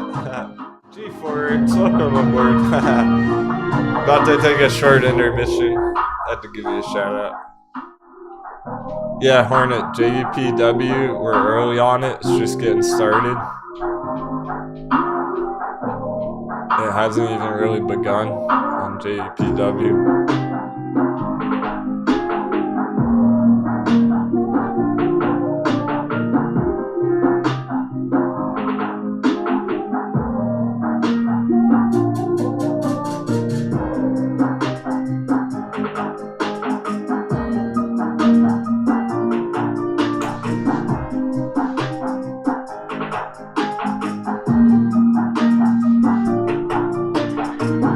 Happy trading.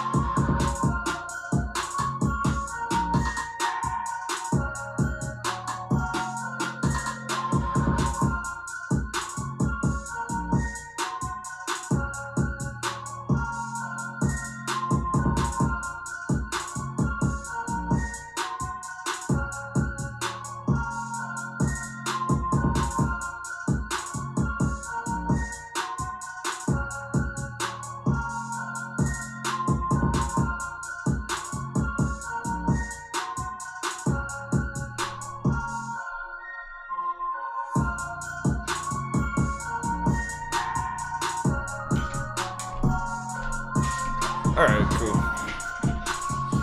Coffee on the stove. Diving back into church.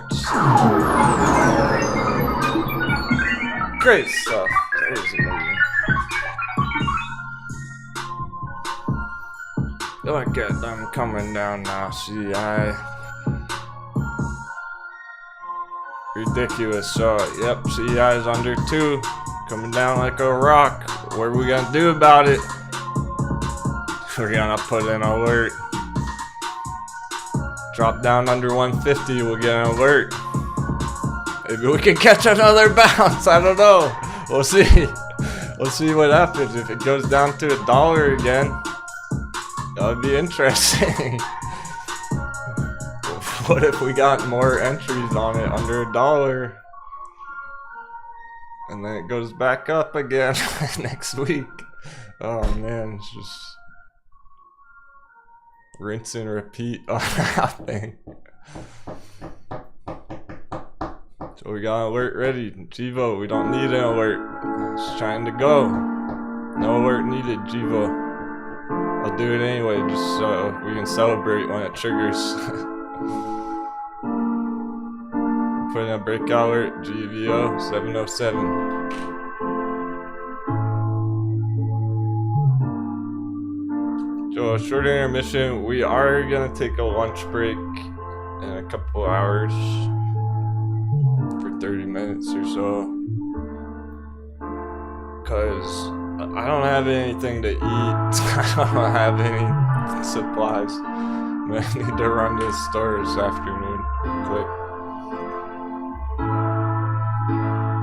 I didn't get to yesterday. I passed out. Was burned out after the show. So, whatever, no big deal. We'll just do that.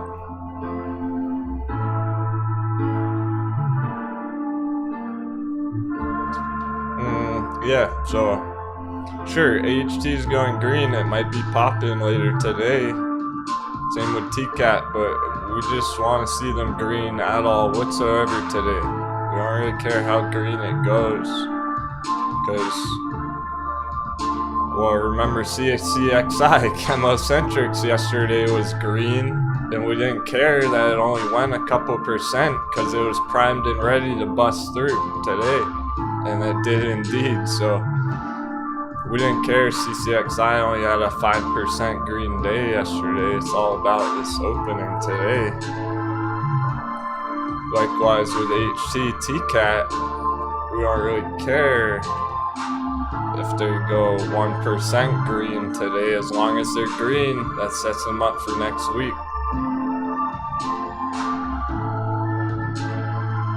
So I'm speculating that HT here, it looks good on the short term, midterm, long term. We've been getting ready to go through the top of the gold box breakout for real. It tried last week. HT was all the way up at 17. Dropped all the way back down to the support, 13. That's a pretty significant drop in a short period of time, in 1 week, 20%. It's back up, bouncing off the support, going back up, going for another breakout, a real breakout here. So we don't care if it stays down here today, because Monday morning, it might open the morning way up here, $20. Just gap up and start the day going green up there next week.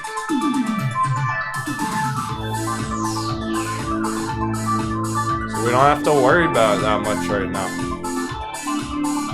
It's not worth the time and effort to chart it thoroughly down there. Same with TCAT. There's no need to overcomplicate it right here. Just holding our blue consolidation zone. It's not even come close to the entry again. It's always a risk.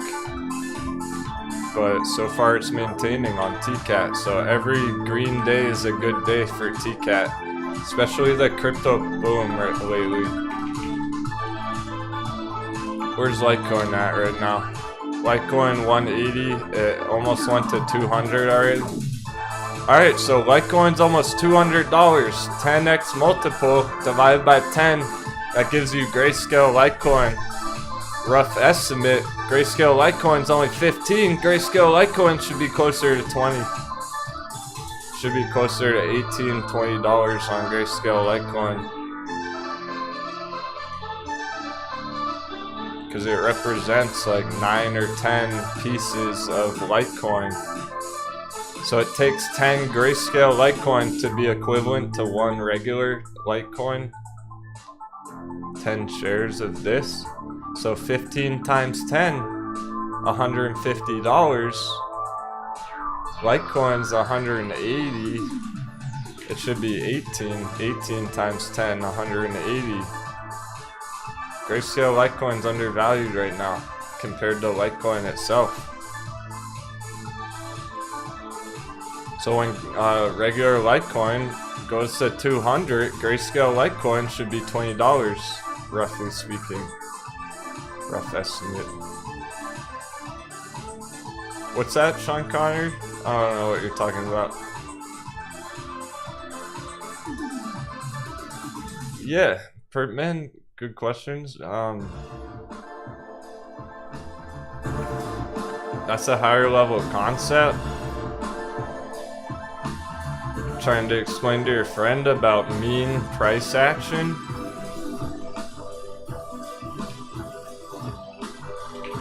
Well, there's no set in stone definition, but it really comes back to our anatomy of a bubble psychology behind the charts here.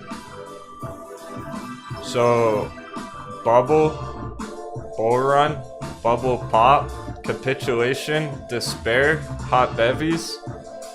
We're down here in despair on Wish, on Ride, on the XL fleet. All those hot bevy entries are in the despair phase. We're trying to catch that exact bottom. And then they start going green from the bottom from our hot bevies. That's the return to the mean. The mean's the average, right, between the pump and the dump. A good way to label a mean,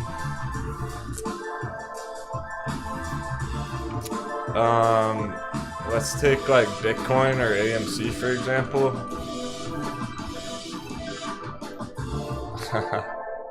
Oh, hey, we did pretty good on our pattern there. That's pretty accurate projection. Nice. We've been right on top of those moves perfectly the whole time on BTC. It's getting close. It's getting up there. Real long-term breakout, guys. On Bitcoin, on crypto. Going for all-time high potentially. Go 70K, $100,000. Oh, the metamaterials dividend, Sean Connery.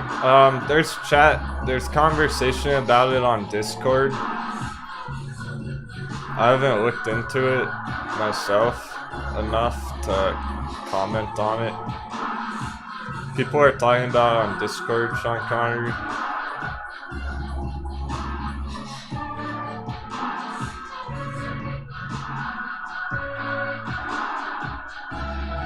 So is the resistance the line in the sand for the bears? We're in bear forest on BTC. Breaks through 56, it's gonna be going higher. If it holds under 56, gets stuck, it can go for a big dipper.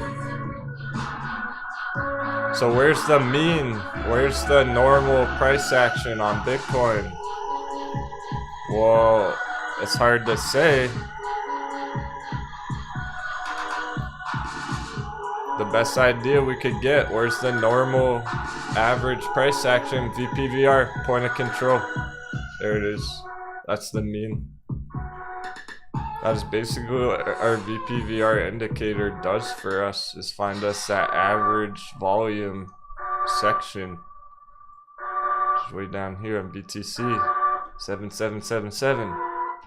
777.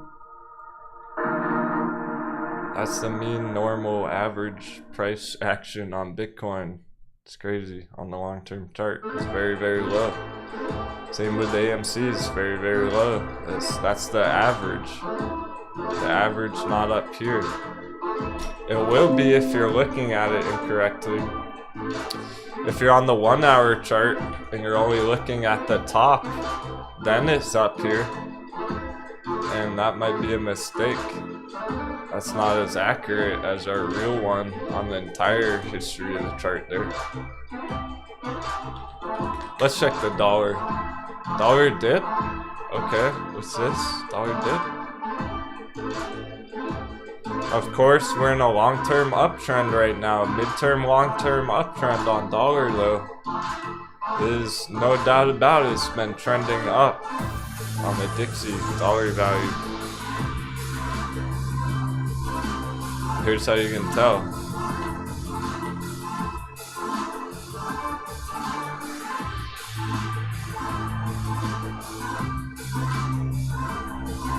clearly breakout from here. That's what we don't like about the dollar lately. It's annoying like that. Somehow crypto's still popping. Somehow our breakout chart's still mooning, even though the dollar's going straight up.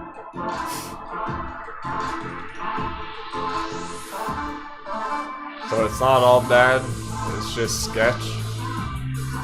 Very sketchy, very treacherous. Here's the short term. Still out of our comfort zone.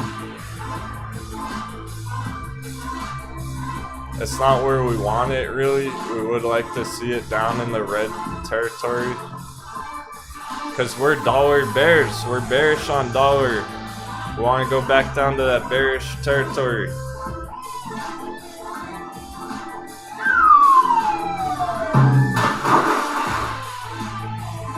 But it's hard to call day by day with all these chops.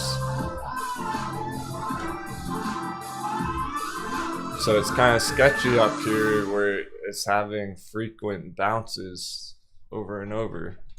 So hopefully, if all goes well today, it'll just keep going down. That's what we were looking for yesterday. It didn't do much yesterday, but it is dipping today. So hopefully today's that day where we get that large red candles on the Dixie chart. Getting us back into a more reasonable area. So S&P might be green right now, being that the dollar's dipping, stocks go up. It's not. SPY's super weak. It's still. That's a huge distinction here. So what I'm saying is the dollar's going up.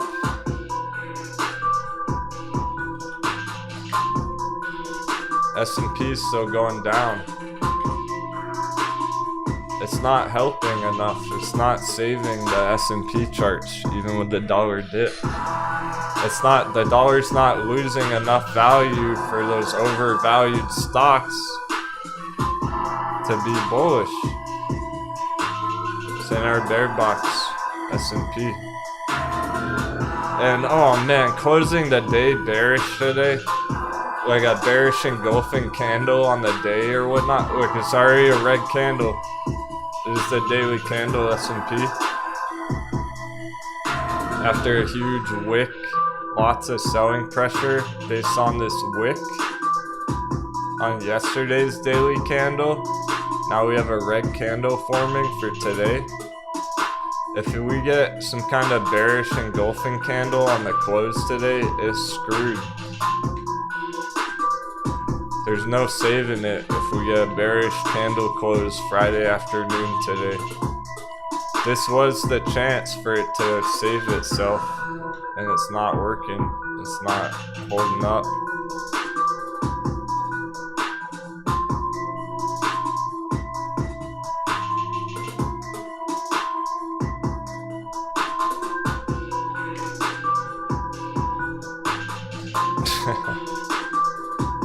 S&P. SPY push, SPY push, SPY push, SPY push.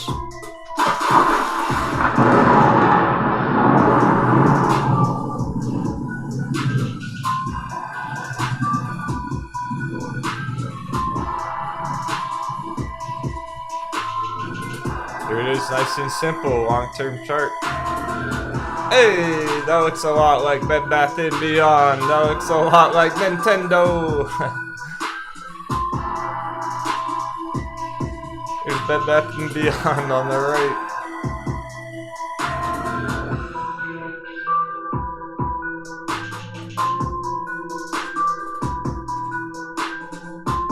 Hello, can it go? What do you know? Oh no, hello, can it go? Pretty low. Bed Bath & Beyond on the right. It's identical patterns.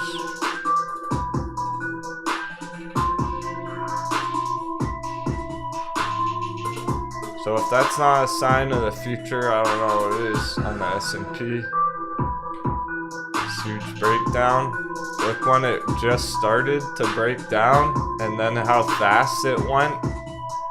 after those 2 red candles there.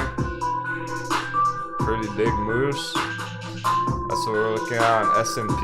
It's starting slow, but it's starting to really break down, and it can speed up. Just get some huge red candles over the next couple months. Go straight down to the long-term support. We're gonna call this our long-term support area. Down at purple line. Down at 350. From 450 to 350. Market crash right there. Look at Bed Bath & Beyond.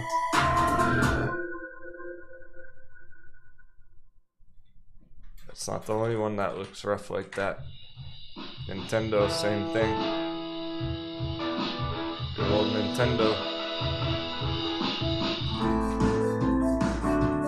Breaking down, getting hammered.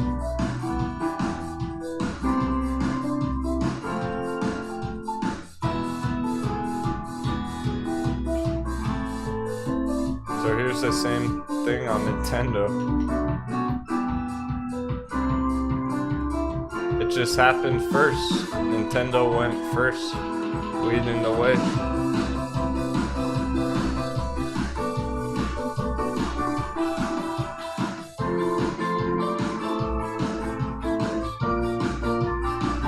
There we go. Look out below, Nintendo.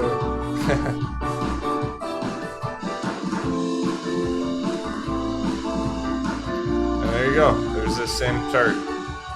Nintendo S&P. The real fire. Not gonna see that anywhere else.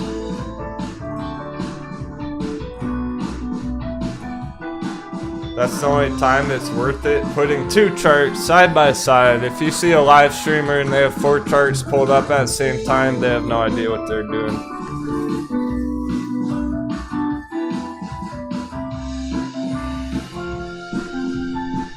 Real traders only look at 1 chart at a time, unless they're comparing 2 assets like this.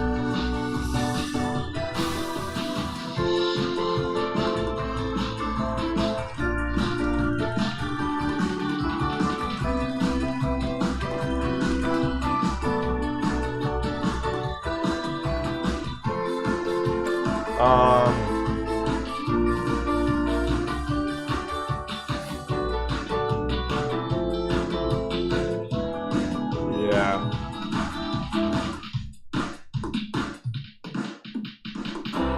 Don't be this guy. Don't be that fool. Fucking idiot. What do you think, you can humanly keep track of 20 charts all at once? What the fuck is he trying to do? That is not how you trade. This is stupid. Way to overcomplicate it, bud. With that setup.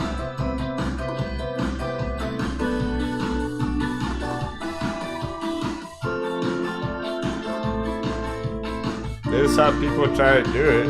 Oh, I'm gonna be a day trader. That means I'm gonna pull out 50 charts all at once like an idiot. Ask any of our traders today who crushed it how many charts they were watching. Probably 1 or 2. Favorite stock street trout making tens of thousands of dollars on single chart today. They're not watching 30 charts, guys. There's no need to do that. That's fucking stupid.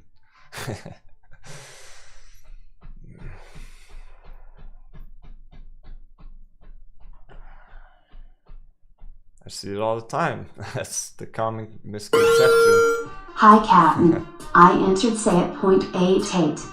Yesterday I sold 50% at 2 and sold 50% today at 2.15. Nice. Thank you, 7,777 morning lot. Yeah. My bro. And thank you for the big 7s. Let's go. Fuck it. I'm so pumped. Now there's your proof. I wonder how many charts Jeff was trading yesterday. Probably just 1. CEI.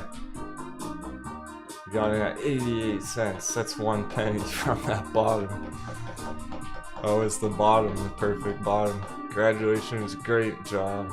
Amazing stuff. It's tanking, coming down like a rock. So not only did we hit the bottom by the penny, we hit the top by the penny.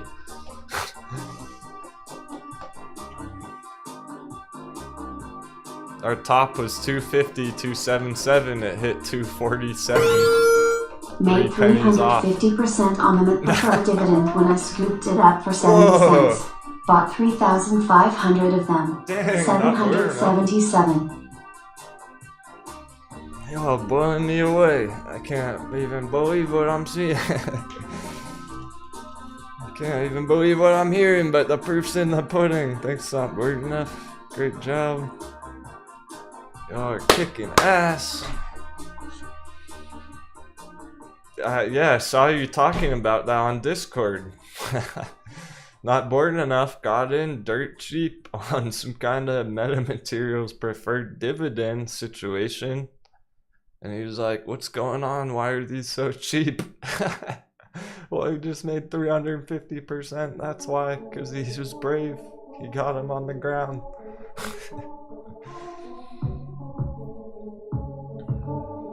My goodness. Hell yeah. So CI, the reason I was so excited about this, because yeah, it's a nice scout. It's an incredible scout. Past couple of days.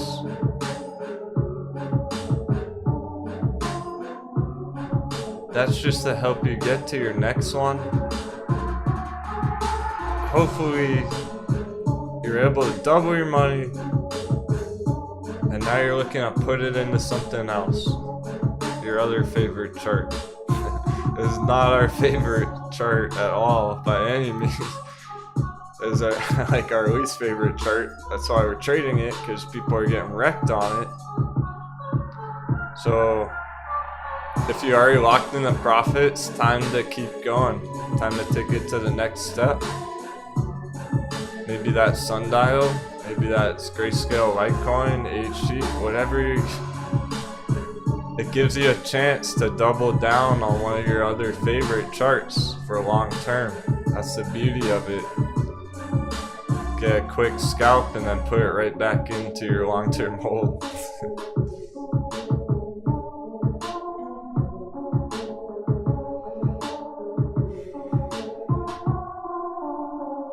This is really interesting price action right now.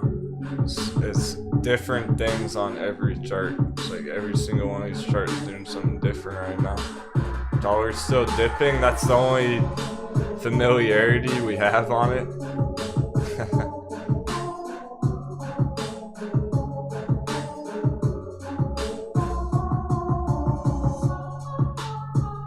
That's the only uniform price action going on. Dollar dip, stocks rip, generally speaking. I didn't even know so many people got in CI till today. That's the best thing for the captains when we're just charting it pretty hardcore, and I didn't know so many people got in on that entry. It's awesome. So now that helps level us up, helps get our supplies in order for our next trade. You definitely don't want to get stuck bag holding CI for 6 months. What's interesting about Chemocentrics, it's actually bouncing from that $30 support, and it still has that 42 target. So this one actually can hit that target still above 40 CCXI by the end of the day. That would be our real target on it. It might not be out of steam just yet. It's bouncing from the support right now. Yeah, screaming about loading the cannons. Yeah, you made me proud. You made Captain proud. That's what I'm talking about. When I'm like, anyone can win this trade. Make me proud. You're making me proud. You know, all those Moon Boys taking losses on that thing. And we have like countless wins in the chat on this. Meanwhile, the rest of the traders taking losses on it. You're winning when others are taking losses. It's wild. Oh yeah, so, well, we looked at SPY, so S&P clearly is still gonna be bearish right here for unknown amount of time, let's say a couple months. VXX is gonna stay on track here. Look at this giant rounding bottom. VXX volatility index, rounding bottom. It's flat.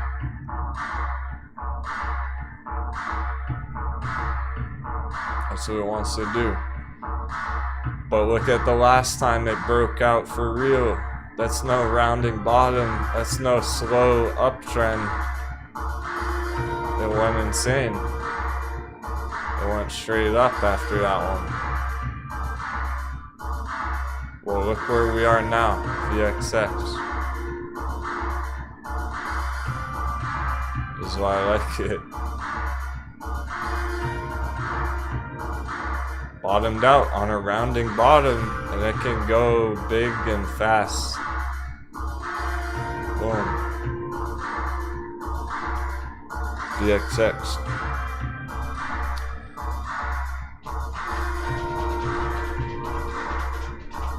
So it's under 25 for the moment. Hot bevy. I'm sorry, Captain. I can't stop dropping cash off. Mr. Georgie boy's coming back to bring us back some treasure. Oh my goodness, my friends. Thanks so much, Mr. Georgie boy. And to have you be the one doing it, that means a lot. These AMC OGs not fucking around anymore. Look out, crypto, we're coming for you. Crypto. We're just getting started for next year. It is fucking awesome. I feel more positive about it, better than about how the crew's performing than I ever have in the past 9 months. You're adapting to the hardest times in the market in years. It's not been this nuts for like 3 years, okay? If you're making it work right now through all this wildness, you got what it takes, no doubt about it. You're meant to be a trader.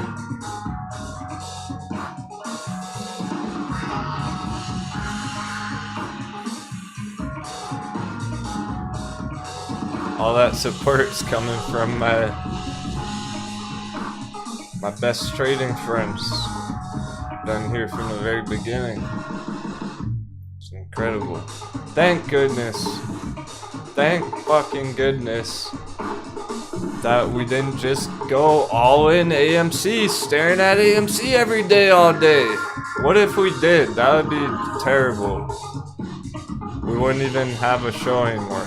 All those other AMC live shows shutting down because they don't know what to talk about. That would have fucking sucked because no one would have made money. All those wins over the past 6 months, what if none of that ever happened? You guys would be in trouble right now. Thank goodness we kept moving onwards and upwards. Because we've had multiple, probably like 20 or 30, 100% breakout moves since then. Some of them have gone 500%, some of them have gone 1,000%. Hey PD boy, have a great day at work.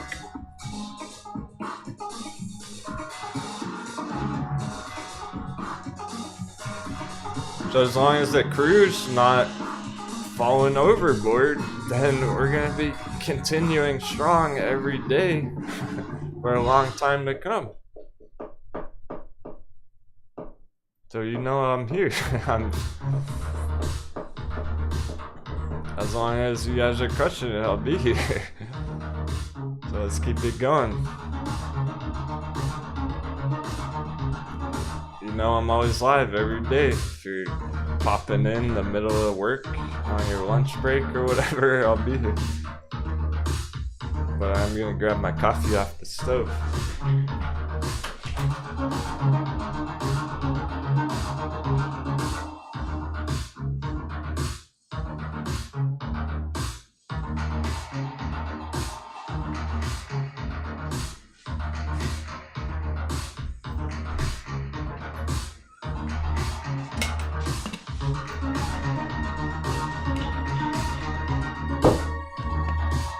This is the most bearish projection I have for AMC. It's actually a bullish chart, believe it or not.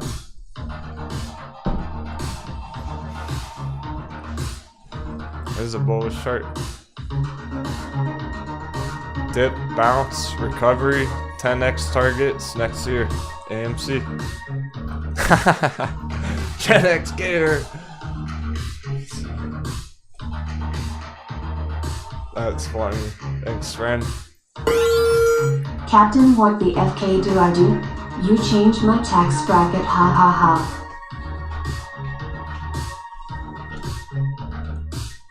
You're the one who targeted Shiba Coin. Gen X Gamer asked about Shiba Coin first thing in the morning, the minute I popped on camera Monday morning. I think he made like 300%, right? Some people made hundreds of percent on Shiba Coin this week. In the meantime, on the side, just for fun on the side. Just because we realized the opportunity, why pass it up?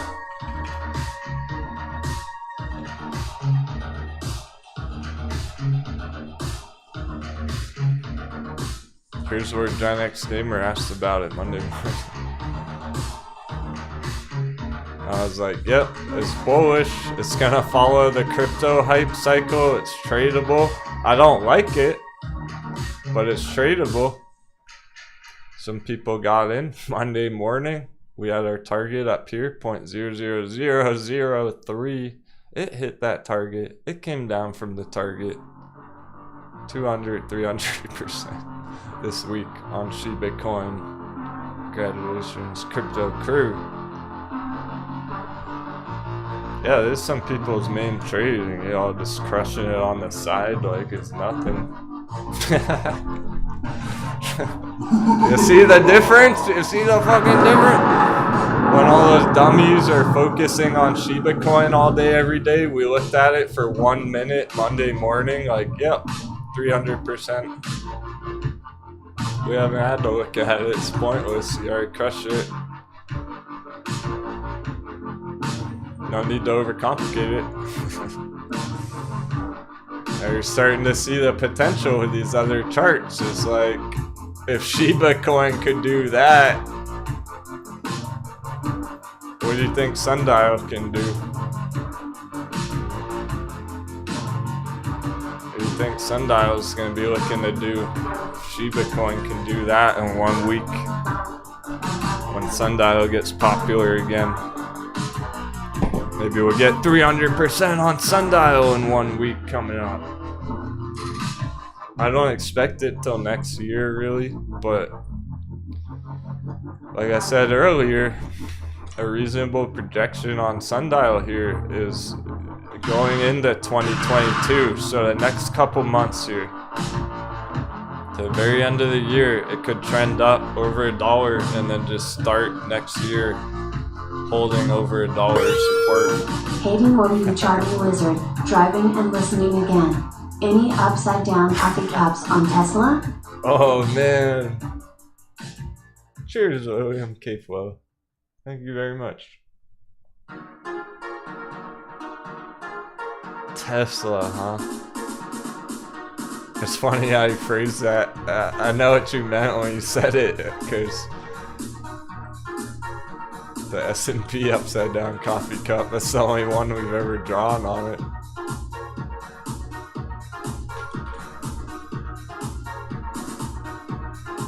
It's cool that got your attention. Silly goose, you can't hold coffee upside down. That's not how gravity works. Spilled right out of the cup. That's our only upside down coffee cup we had, was on this bull trap. Hey look, we already called a scalp on it back here. Forgot about that. Remember West Virginia made some profits on it back here.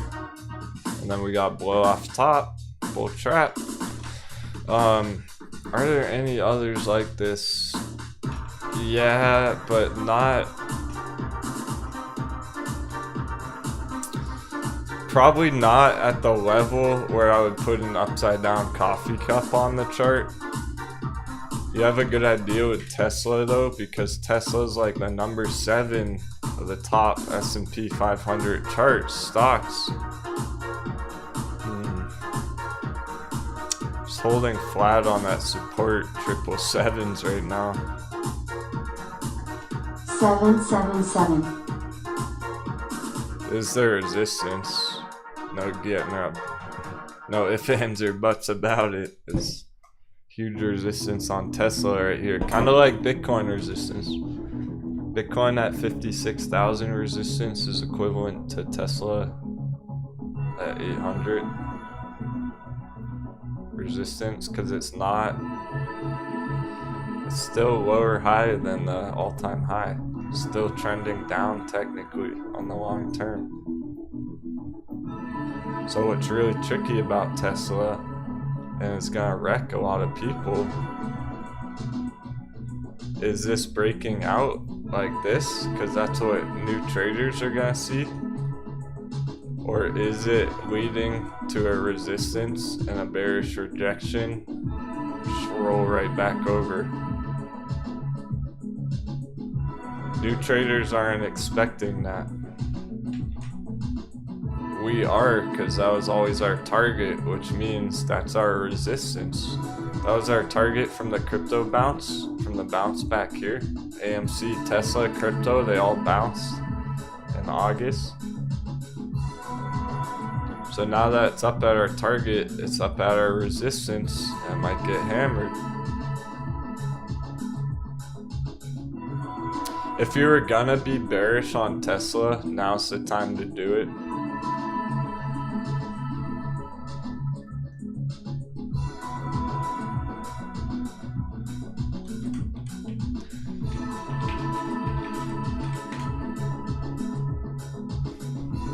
Here's that bounce. We were looking at possible breakdown down there, never happened. Still trending down though, so this is a clean chart. I just want to show you the big things about it. To William here, asking about that upside down coffee cup.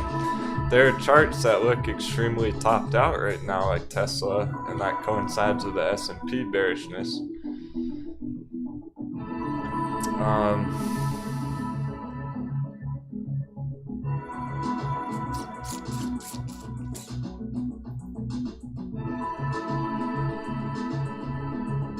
There's no divergence on the indicators here, so that's interesting too.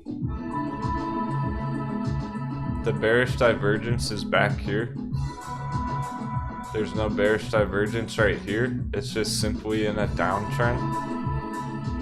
So you have lower highs on the peaks, and you have lower highs on the RSI. Downtrend, downtrend is simply a simple standard downtrend. No divergence, just a downtrend.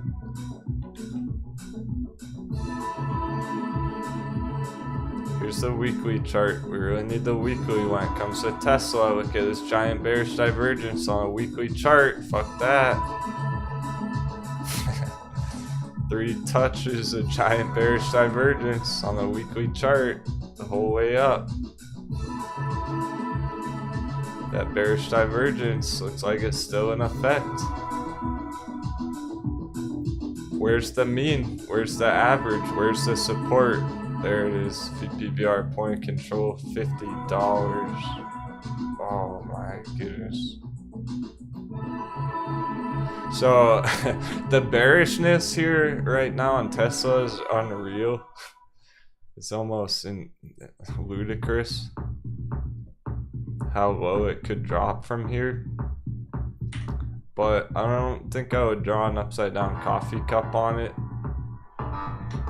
because this is the upside down coffee cup.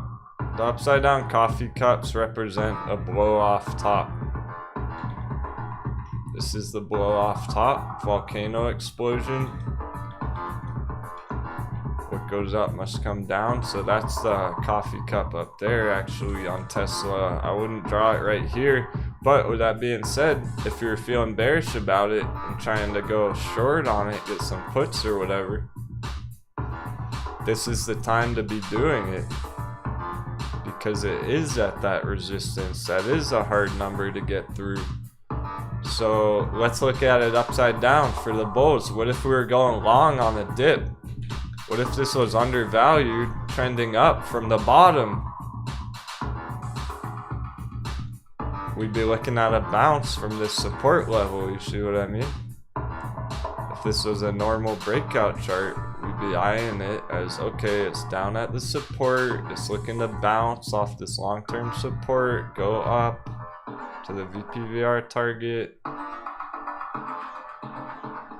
We got a breakout.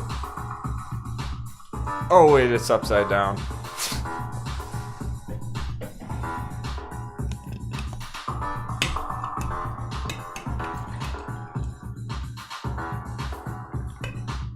So you know how to trade this, you know how to do this.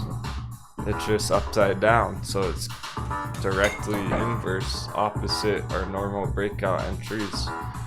It's an exit, it's a short entry, bear's entry, meaning that if the trade goes wrong, so you enter puts or you sell for profits, and then you're hoping it keeps going down next week, it likely will. If it doesn't and it goes green, you get out of those puts, trades off.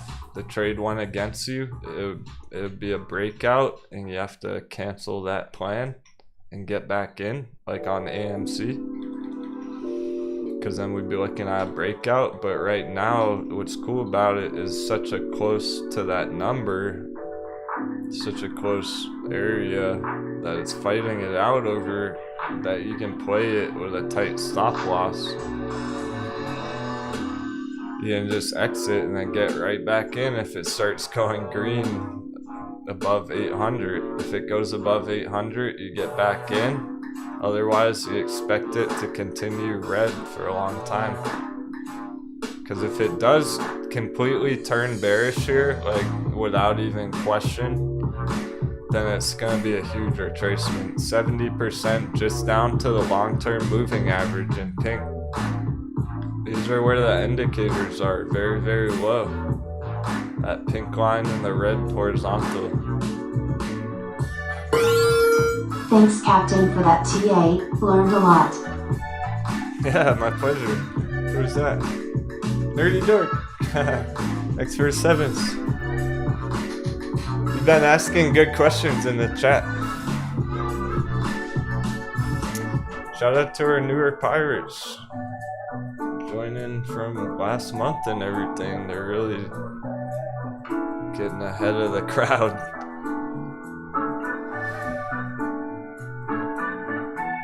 So we've actually been talking about this for a long time. We're gonna be reasonable and expect it to get rejected because it's an overvalued asset. It's stupid.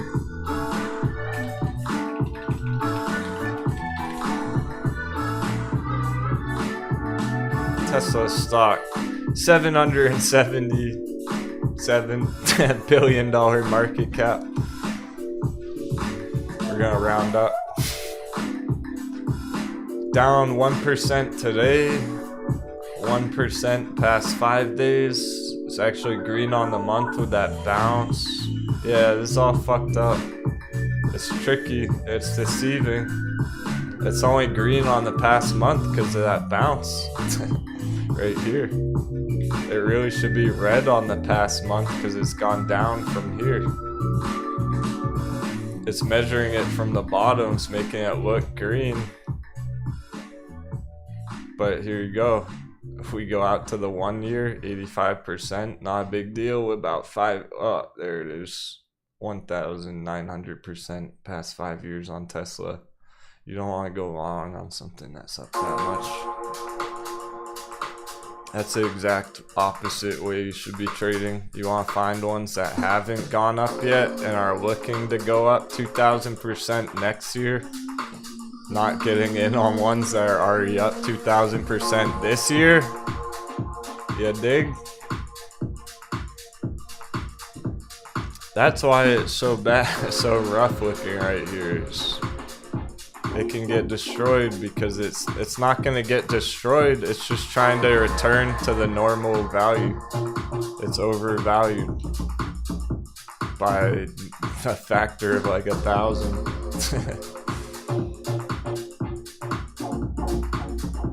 Here's the monthly RSI. Make it out what you will, long term. Technically, it's even from back in 2013, it's a downtrend on the monthly RSI. Bearish divergence on the monthly chart. The fuck? And it's clearly holding a downtrend right now here as well. So that's what we're looking at on Tesla. I trust the indicators right there. It's a breakdown from the monthly RSI, which hints at there could be multiple months of downside to come.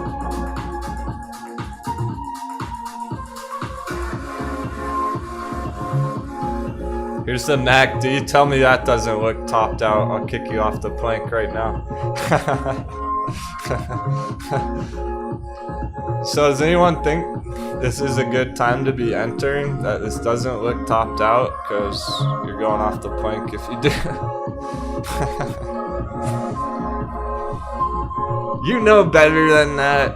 No YOLO FOMO Tesla. You have to be an idiot to go long on that right now. Sorry.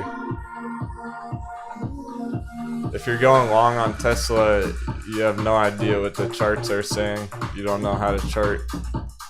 This is why we use charts, because it helps us figure out what it's trying to do next.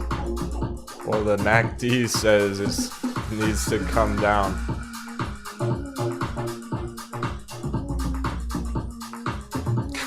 There's this, like, how ridiculous would it be to just keep going up? It's almost definitely not gonna happen, okay?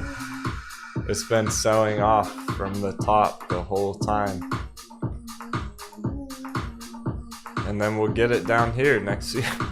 Can't wait to see it down at $100. Because that's what it fucking looks like. Here's the weekly. So the weekly's already come down a lot from that topped out point where it was a few months ago. January, February, I guess at the beginning of the year, technically. So yeah, it's come down a lot from the January, February, then it had an epic bounce, like 40-50%. Whoa. It's normal for these to turn back over red. You get the beginning of bullish momentum, and then you get a little bit of selling pressure like this. Like this. That's what we're looking at here. Just because it's green on the weekly doesn't mean it's not going to roll over and put in some more red next month or the end of the month. It's frequent to get a bullish crossover, and then it has a bearish crossover, and then it has another bullish crossover. Like that. Happens all the time. So just because it's bullish momentum on the weekly, that's not enough. If it stays under 800, it's screwed. It's a tanker chart. Tanker of a chart. Off the plank, Nathan. He goes, so YOLO Tesla, $1,000 calls for next week. I'm just trying to emphasize, like, you really don't want to be doing that. You probably shouldn't even be on our crew if you're going long on Tesla. We're open to all kinds of traders, but not total dumbasses who go all in Tesla at the very top of the chart. I don't think we have enough room for those kind of traders. Alright, Not the traders who go all in Dogecoin at the top. Not those ones either. We don't have enough room to fit them all on our board.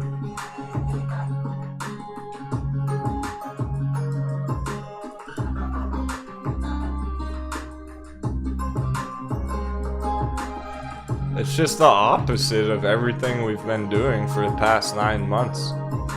When for 9 months straight, every day we're talking about undervalued stocks. Tesla is the prime example of the opposite of that. Prime example of an overvalued stock. So is Dogecoin. Look out below Dogecoin. It doesn't look dumb. Yeah, that was your coworker, Nerdy Dark. I think Hornet said that as well. His coworker bought like 5,000 of Tesla the other day. Yeah, what a mistake. $5,000 would go so much further in that CEI scalp yesterday. He should have bought $5,000 CEI yesterday instead. Could have doubled his money in one day instead of bag hold Tesla for 5 years. Well, tell him his entry is probably not going to make him money anytime soon. If he's expecting to make some money on Tesla next month. Probably not going to happen. CEI's tanking. Good thing we took profits. Chemocentrics going for 40 still. This one's still on. Not quite at the top target. CCXI. Here we go. Round 2. Who wants some more? 70% on that. You gotta be fucking kidding me, guys. Guys. My friend, 70% today. After a legit 100% chart scout on CI yesterday, we're getting that double 100 move today. 2 100% bangers in a fucking row. 2 days in a row, 2 100% charts. It's 71%. It's almost 100% green on the day. Woo! That's a lot of 100% breakouts we've been finding this week. Sheesh. It's rare, it's hard. Yeah, there's probably other charts that are up 100% today, but we don't care about those ones. We haven't been following through with those ones. We haven't been planning those. People aren't holding those ones. These are our favorite charts from last month, put in 100% moves. Doesn't get any better than that. At this rate, AMC might double in price. At this rate, guys, GameStop might go to $500 with what we're seeing on these things.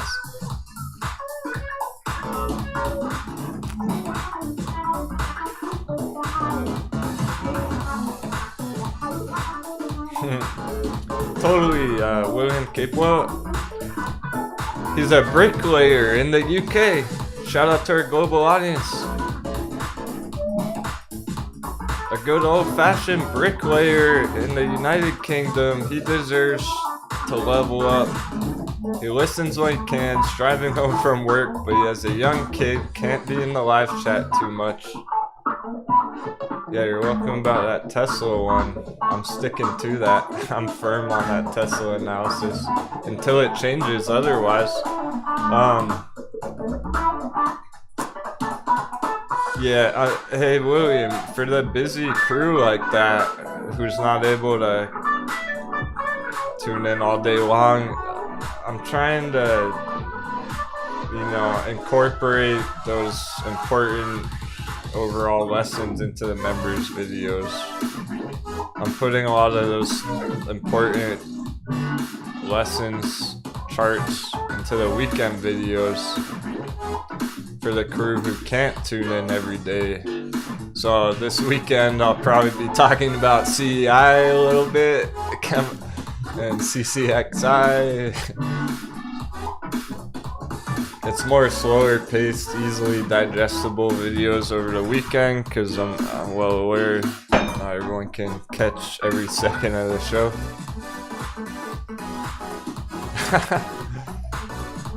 Yeah. That's the old telephone game. Ring ring telephone TFWO. AMC breakout. Denwo said AMC could double. AMC's going to the moon. AMC $1 billion. Yeah, you might have misunderstood me on that one. I said AMC maybe could go up from here with what we're seeing on all these other charts. I'm not calling it yet. Let's double check. This required some of the most patience of all, so the last thing we want to do is be premature on our AMC call. I've been holding off for months, make sure people don't lose money on it. I'm not gonna be immediately bullish on it for no good reason. I need to see the chart prove itself. I need to see the chart go bullish again before I recommend bullishness on the chart. Otherwise, people would have lost a shit ton of money by now, and we probably wouldn't even be live streaming anymore.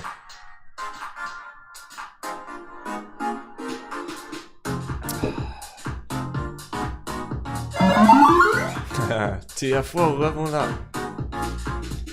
Imagine how many opportunities we would have missed if we were just talking about AMC every day all day.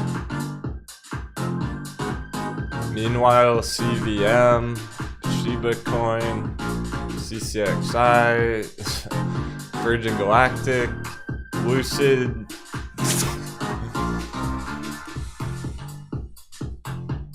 Yeah, it's worth diversification.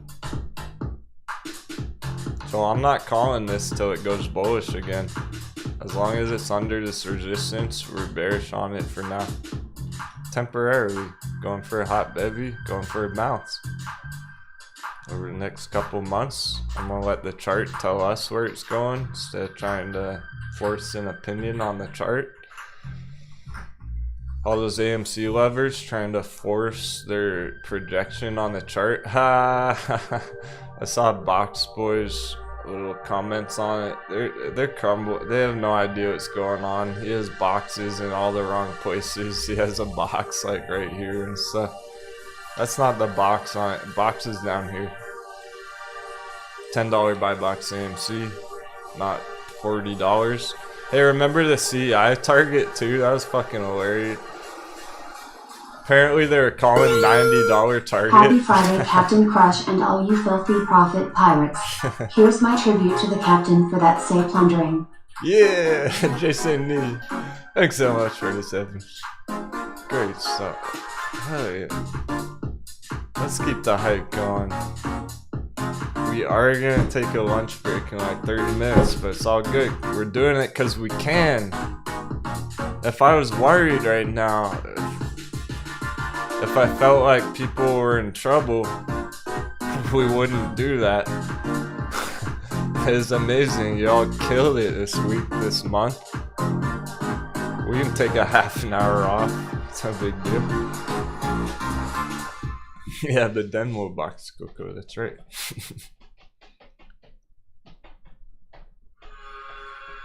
Oh, we got a job interview. Pertman!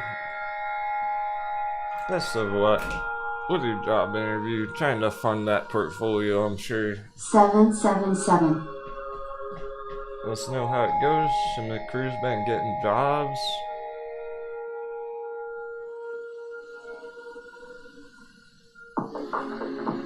Some of you might not need them very much longer. The way it is going.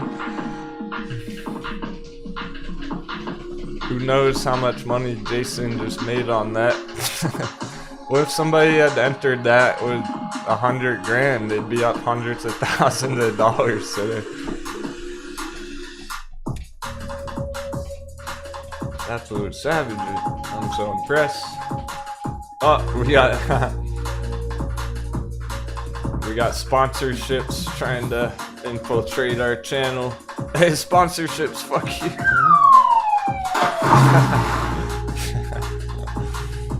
I get so many sponsor emails that want to pay me money to sell you guys things, and I'm like, eat shit, sponsorship.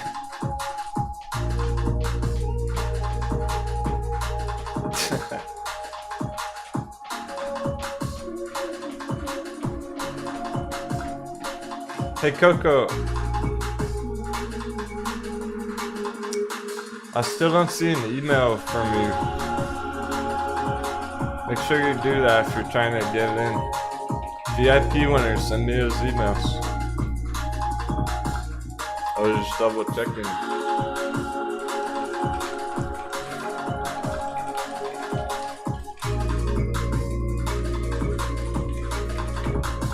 Because I sent it. Okay, I sent you an email to that email the other day. You should have an email from me there. Yeah, it's the same one.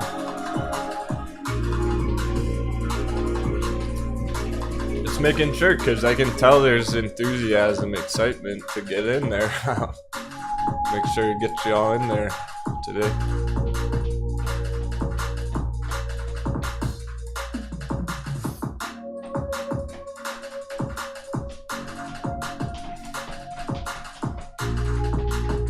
AHR holding.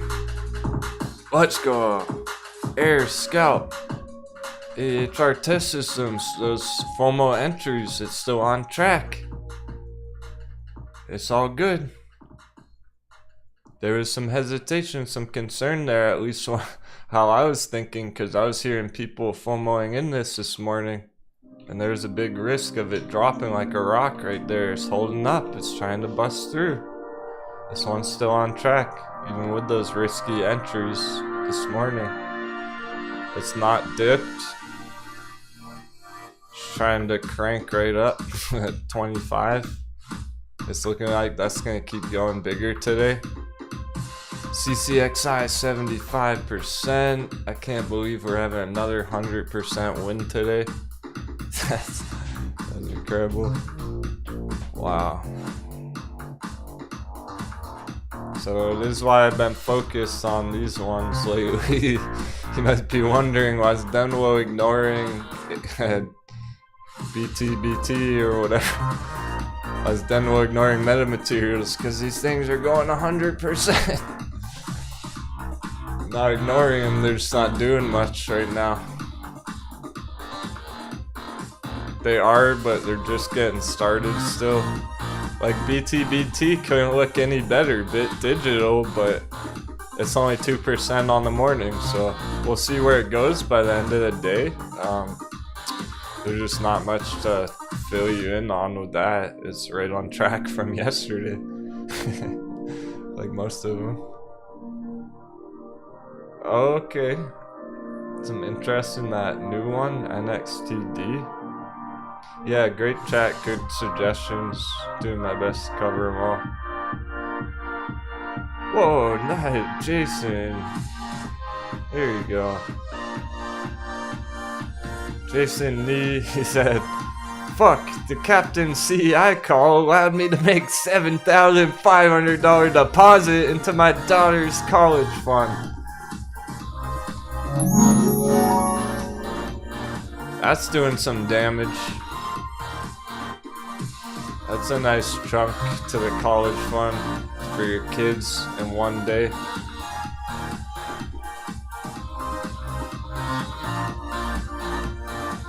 Oh yeah, Ding Dong. Let's not forget Ding Dong breakout for real. Ding Dong's crushing it. Long Ding Dong. 100% targets. There's a reason I keep showing you it. I'm only half joking. It's just a silly name. It's not a silly chart. It's not a joke chart. Just a funny sounding name. This is a real chart. This is a real breakout. It's really trying to double in value. From 23 to 50. We saw the bottom. We caught the bottom on this down here at 17 double sevens. Get the fuck out of here. Get out of town. 1777 was the bottom number on Ding Dong back there. Forgot all about that. Can't make this stuff up.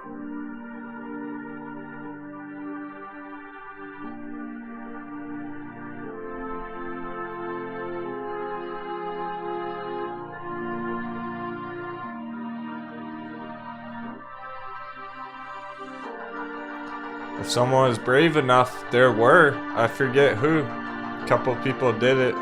They entered down there. You'd already be up 35% on Ding Dong. From the bottom to the top, 150% or more. And it's moving fast. It's a midterm swing. It's not a long hold. It's a quick 100%. Could go up there by the end of the month. I'm gonna laugh if it does.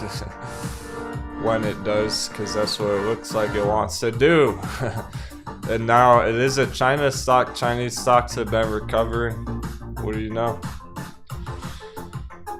Bullish MACD on the daily, or the RSI, just all the indicators. So Chinese stocks, not as bad as they were 6 months ago, 3 months ago. Bullish MACD, it's all there. Long Ding Dong. Under 25, going for close to $50 target, says 100%. Basically going for an uptrend into this next earnings, December 1st, so October, November, 2 months. Selling the news on the earnings. Being ahead of the pack. Getting in low, dumping it when the earnings comes around. It's December.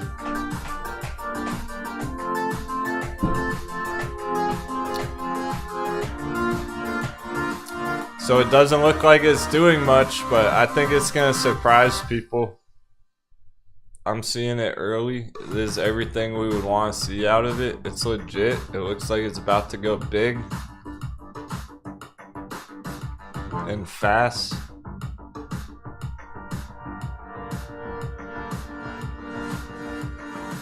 So it's a real chart. Doesn't look like one that's gonna be stuck flat for 3 months. It looks like it's gonna break out and keep going up to 50 soon. It's already broken out. Just that next $25 psychological round number got to 24.50. Our breakout alert was 23. So our alert was the trigger on this yellow arrow. It's held over that all last week. It held up above that breakout. Now it's up at the next resistance, next support level. The breakout's not here. The breakout was down here. And the bottom was down here. The bounce, hot heavy. So it's been trending up pretty damn strong.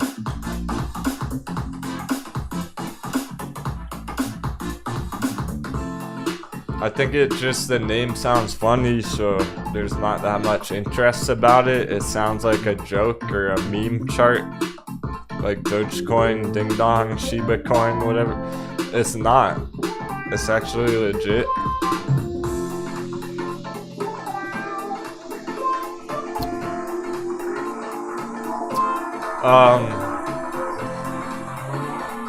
Jason, yeah. BlackBerry has been consolidating for a long time, which is good and bad and ugly.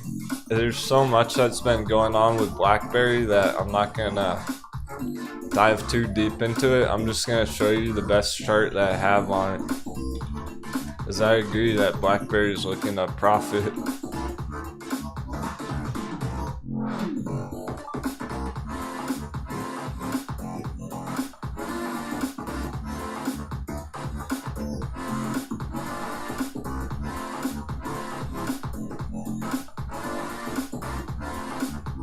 Here's BlackBerry long-term chart.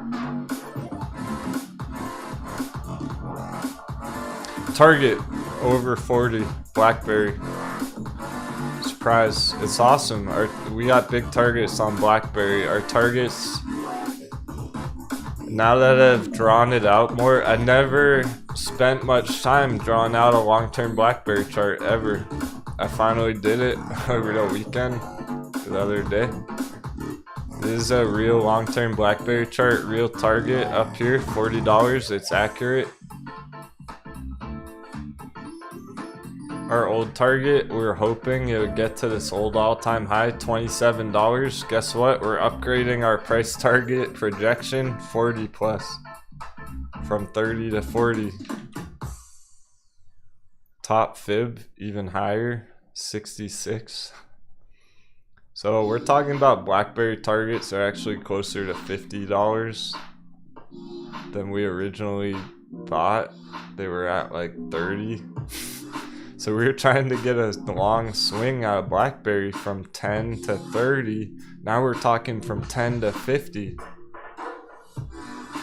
It's like double the profits, double the targets. Our targets are twice as big as we thought. We've always talked about BlackBerry recovering to the January-February stock squeeze price, 27. Now we're talking about BlackBerry going to 43, 66.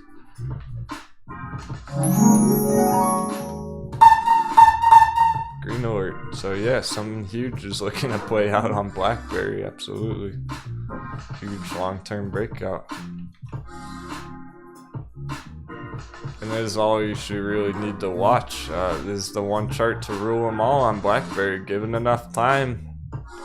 It's very similar to January, February AMC, when AMC pumped a lot and then came down for a few weeks and went up again, came down, then went up again. It takes time. You gotta go to the moon overnight. I guess that's the whole idea of the stock squeeze. So I bought BlackBerry. It's gonna squeeze next week and go to $1 million. Yeah, good luck with that. More like just have patience, and that actually will get to those bigger targets. BlackBerry is one of my personal favorites right now. Long-term fundamentals.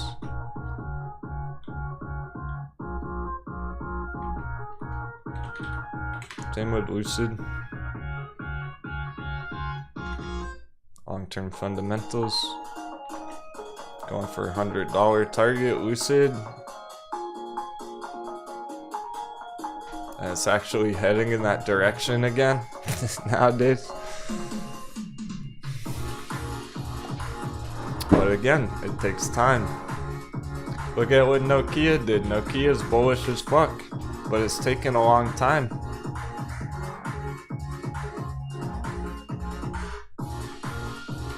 It doesn't look like it because it's slow and steady and bullish and continuously going green on Nokia, but it's still taking time. It doesn't look bad at all.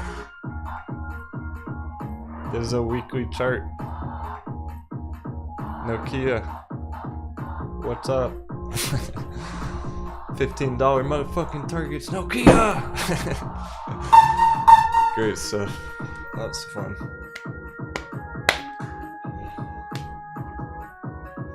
Given enough time and patience, Nokia's looking to go 15 bucks. BlackBerry's looking to go 50. BlackBerry could go $100 fucking dollars. But you gotta get there first. How are you gonna get to $100 if you panic sell it under 10 on a dip? You're not. Watching that chart too closely.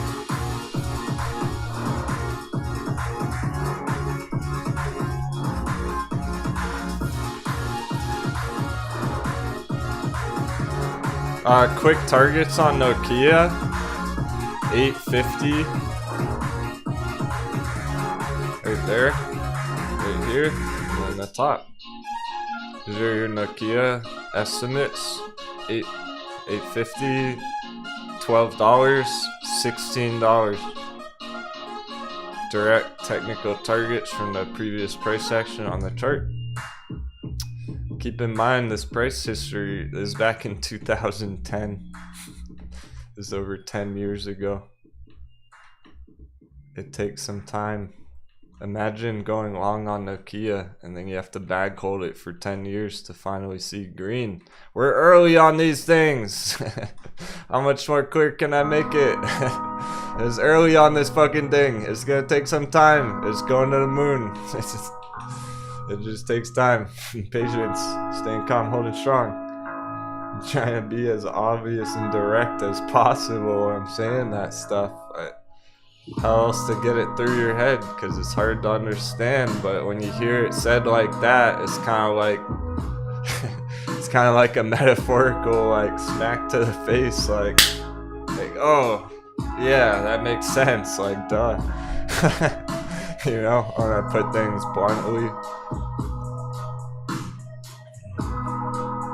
Like, oh, are you gonna panic sell the one red day on Nokia, or are you gonna go for that big ass target at 16 bucks and be patient about it?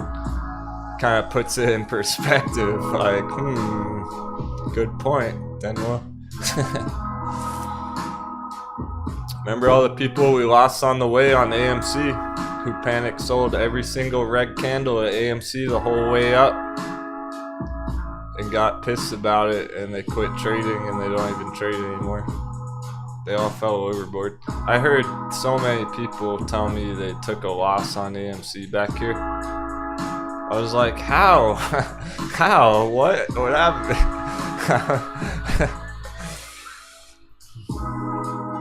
They're gone. You're not. You're crushing it. You're doing fucking awesome. Crew's going stronger and stronger every day.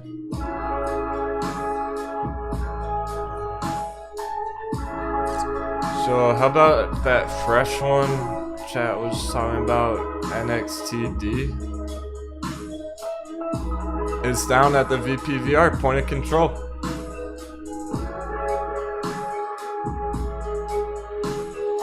This appears to be a bottom zone. It does. This whole area looks like your entries on NXTD. Here's the weekly chart long term.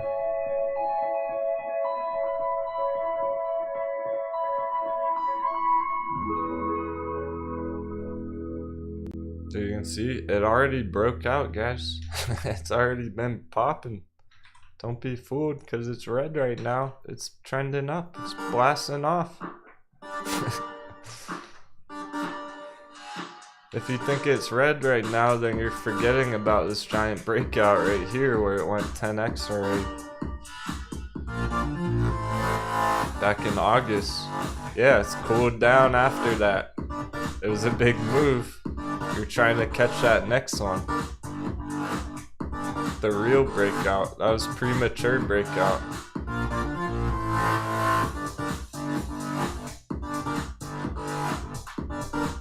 There you go.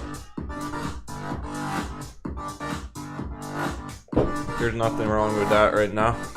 Even if it did dip lower, we'd be talking about a fake out shakeout. If it dips down to like 30 cents right there, it's so short term that it doesn't matter on the weekly chart. It's not gonna change anything on this chart. It would just be a short term dip that you can't even see.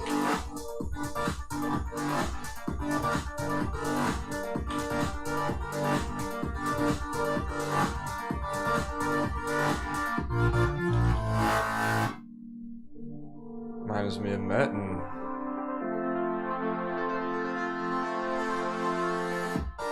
There's panic on METX yesterday because it dipped a tiny bit.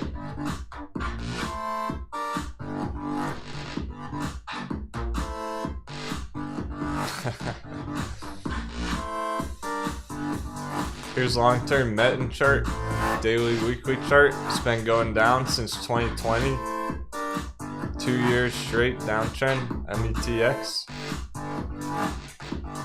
What? What's this? Breakout. 2-year downtrend breakout, resistance, giant trend line. It's changing. How more clear can it be? It's one fucking line and it's through it.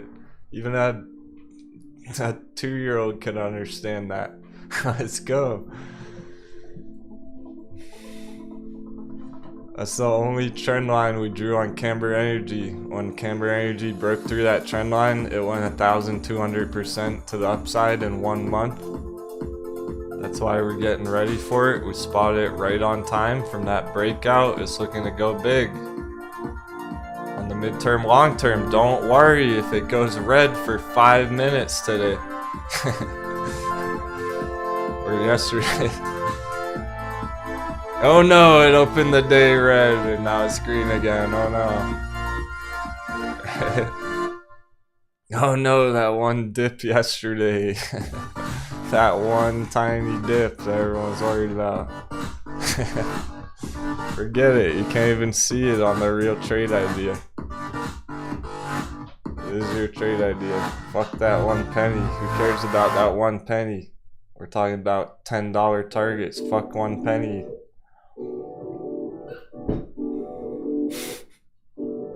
Forget that 5-cent range. From 30 cents, 35 cents. We're going for fucking $10 targets, 3,000%.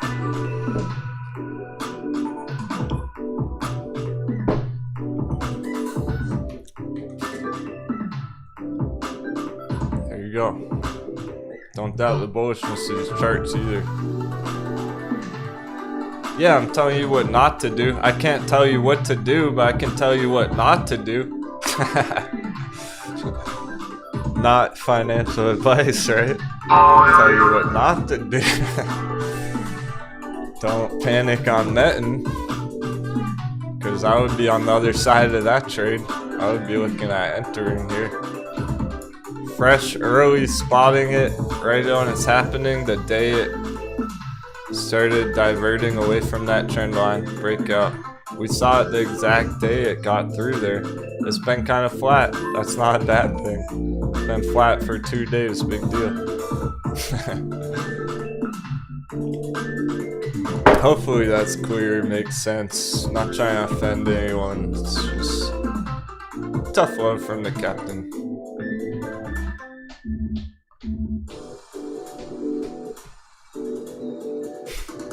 Even Donuts doing things. Fucking Donut. We might get a hot bevy on Krispy Kreme Donut at some point here. It's kind of interesting. It's not bullish right now, but it's kind of like what Ding Dong was doing a month ago, and then Ding Dong did this, so it might soon. There's dividends and stuff. I'm curious about some of these others. So, alright, cool. I think what we'll do is been epic, but yeah, Captain's feeling kind of today. Bullcat kept me up all night, so I did not sleep well. I don't have enough coffee. I don't have food. I need to go get some supplies. So this has been amazing. It's been epic. I'm a little cranky because I'm hungry and stuff. I think what we'll do is we'll summarize some of our midterm charts. We've covered our scalps. You should know the plan on CEI now. Congratulations again. Even CCXI, we know the plan, it's all on track, it's all good. We can take a 30-minute break, so let's just summarize anything that's relevant right now. Anything that I feel relevant, I'm gonna drop into a quick summary on it so that you don't miss anything by the time we get back. So that nothing surprising happens while I'm gone for 30 minutes. So, when I do pause the show, we're just gonna end the stream after, and I'll have it back up within an hour, guaranteed. Or else your pizza is on the house for free.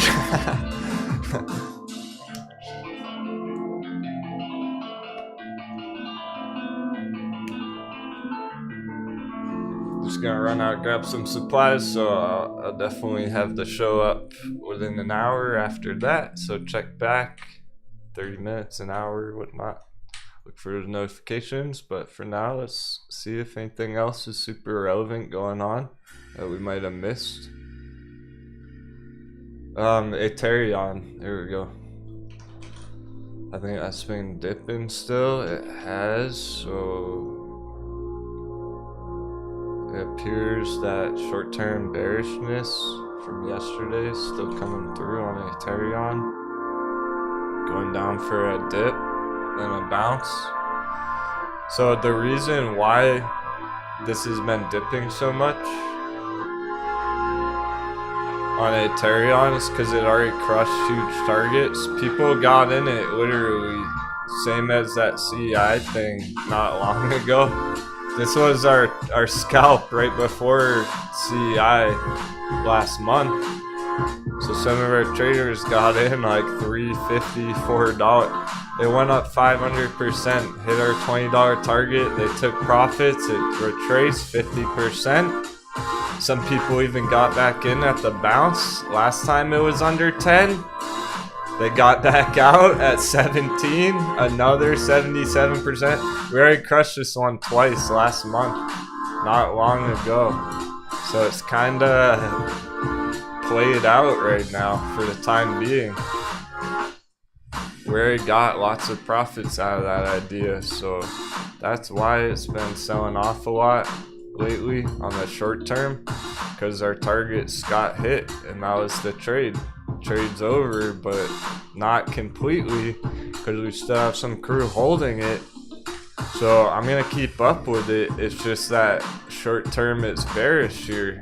It's definitely trending down short term, putting in continuous red, breaking below the support level. So yeah, we're looking at this dip on Ethereum here, down under 6. It can stop on $6 there, and then bounce from our green box. It's kind of like Ride, how Ride had a huge liquidation this week, all the way down to the long-term support area on Ride. Well, that's what we're looking at on Ethereum right now. Could go all the way down on long-term support. It's a doozy.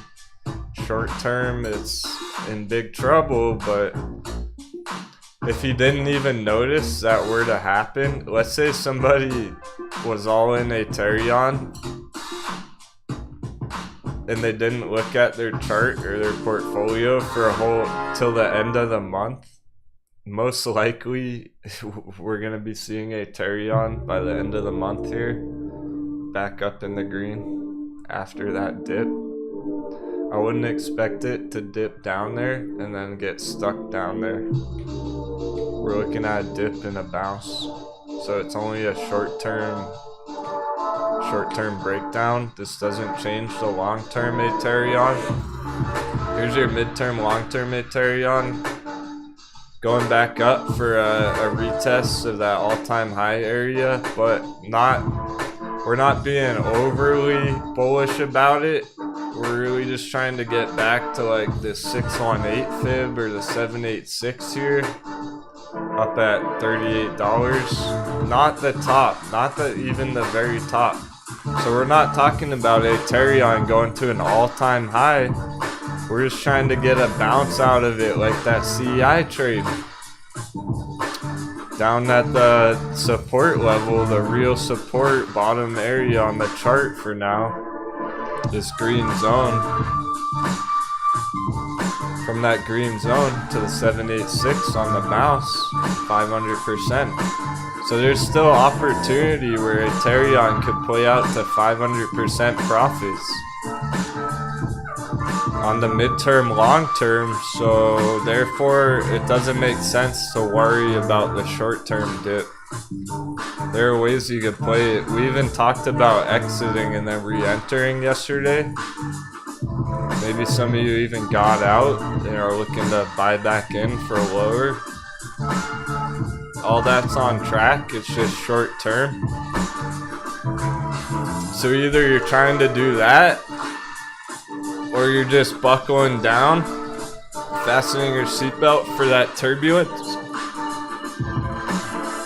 or you already crushed a big trade on it and you moved on and you don't even care about it anymore. That's probably the best position to be in, is hopefully you already made some money on it and you don't even care what it does next. But I'll keep up with it. down that area. We'll see how it goes next week there.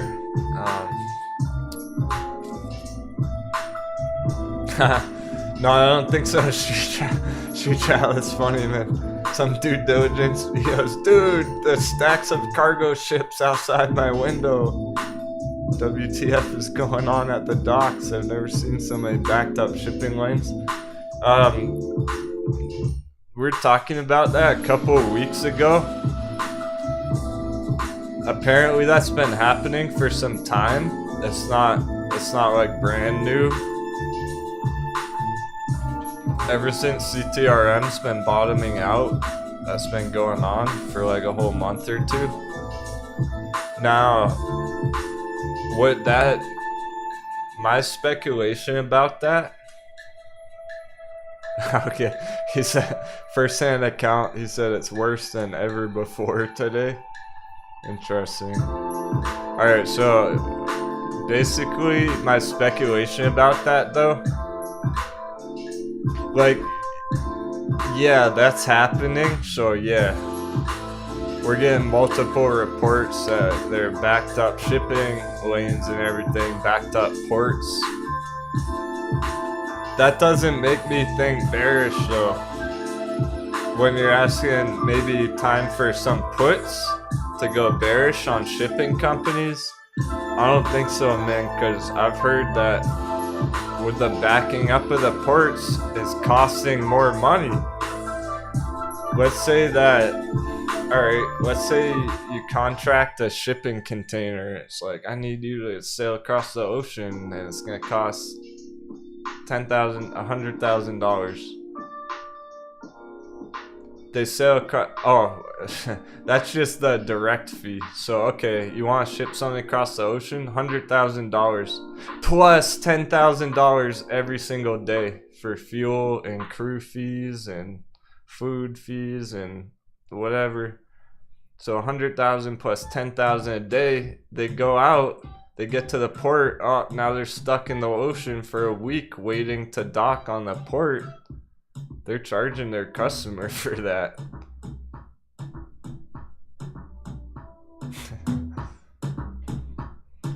So I'm actually speculating that it's the supply demand, alright? There's more demand for shipping right now than the container companies can supply. Therefore, it costs more. They can charge more because yeah, and I don't know the cause of that. I don't know why the demand, I don't know if the demand is high or if it's a direct correlation, like the ships are just traffic jammed and whatnot. Either way, it should increase the fees, which means Castor Maritime should actually be making more money during that time. That's probably part of what's helped the stock bounce from the buy box down there.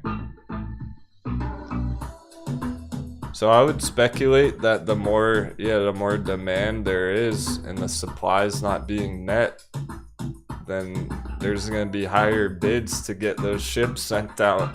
It's like, oh well, it was 100,000 to ship across the globe, but right now there's not many people doing it, so 200,000. They can just charge whatever they want. See what I mean?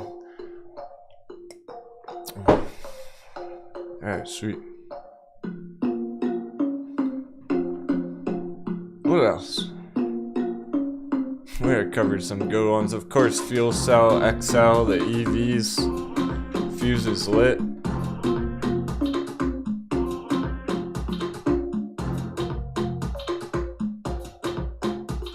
Anything concerning besides a Terion?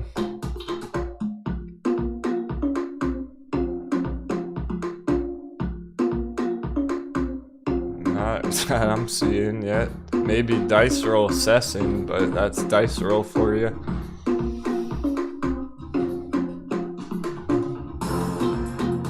Here's dice roll Sessin, by the way, if you're feeling bearish on it. How's that?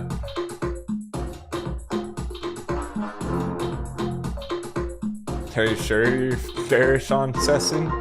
Tysherl Session? Because that looks like a long-term breakout to me.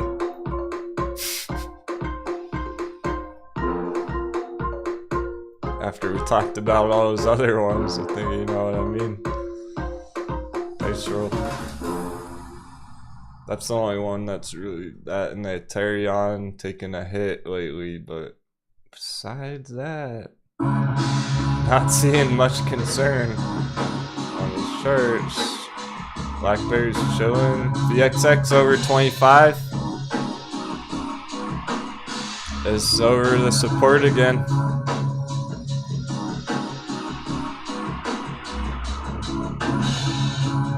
Right over 25, they're holding the XX volatility. SPY's going red now, so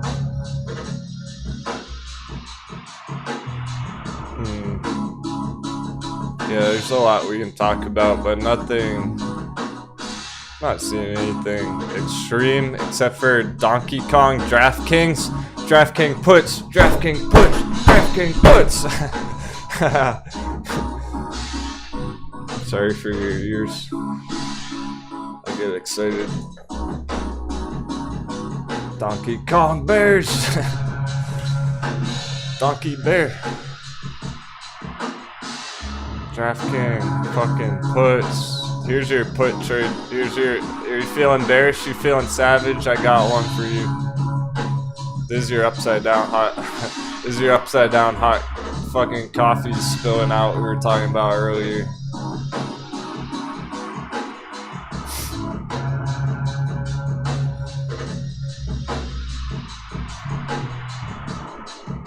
That's just getting started. That looks absolutely garbage. It couldn't look any worse. If it continues with how it's looking, it's about to put in some huge red candles next week. This thing can drop like a rock. It looks like the S&P chart. It does have that common pattern. Lockdown recovery. Call this the lockdown, the recovery. It's topped out. It's a mountain right now. Bearish breakdown, those blue trend lines, two of them. Two major support levels smashed through. It's melting. That's really bad looking. It is one of the worst ones we've seen. Just a clear downtrend on the RSI. You don't even need to overcomplicate that. It's just going down on the RSI. It's pretty obvious.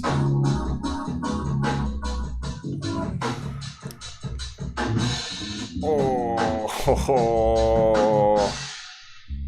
bearish crossover on the weekly MACD. Donkey Kong DraftKings. Bulls got wrecked. They entered premature at the all-time high like dummies. FOMOing in because they saw it go green. Now it's red on the weekly MACD. And it's breaking down, so the indicators agree that this thing's screwed. That's it. That breakdown under 50 psychological numbers. Amazing time to be entering puts on it. So no puts on shipping. I don't recommend puts going bearish on shipping companies. Go puts on bearish on fucking DraftKings. Yeah, we'll never. I'll end up skipping food today if I don't end it right now. So that was amazing. That was huge stuff. What a morning. Holy cow. Amazing, and we got so much more to talk about. That was epic already.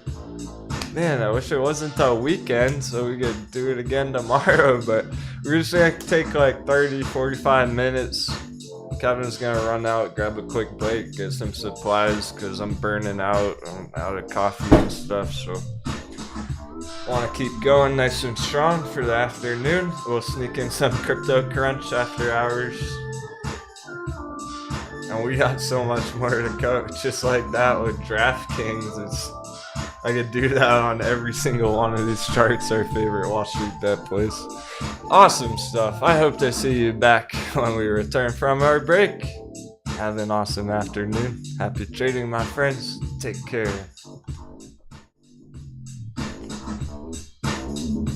Hey, BB, if you come back in an hour, yeah, sure. I haven't had time to, it's too much going on to cover every single suggestion in the chat today, but I saw you asking about it, so yeah. Come back in an hour, ask me again, and I will, for sure.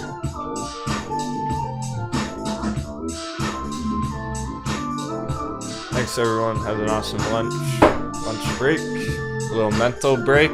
It's also bearish lunch hour officially, so what better time to do it?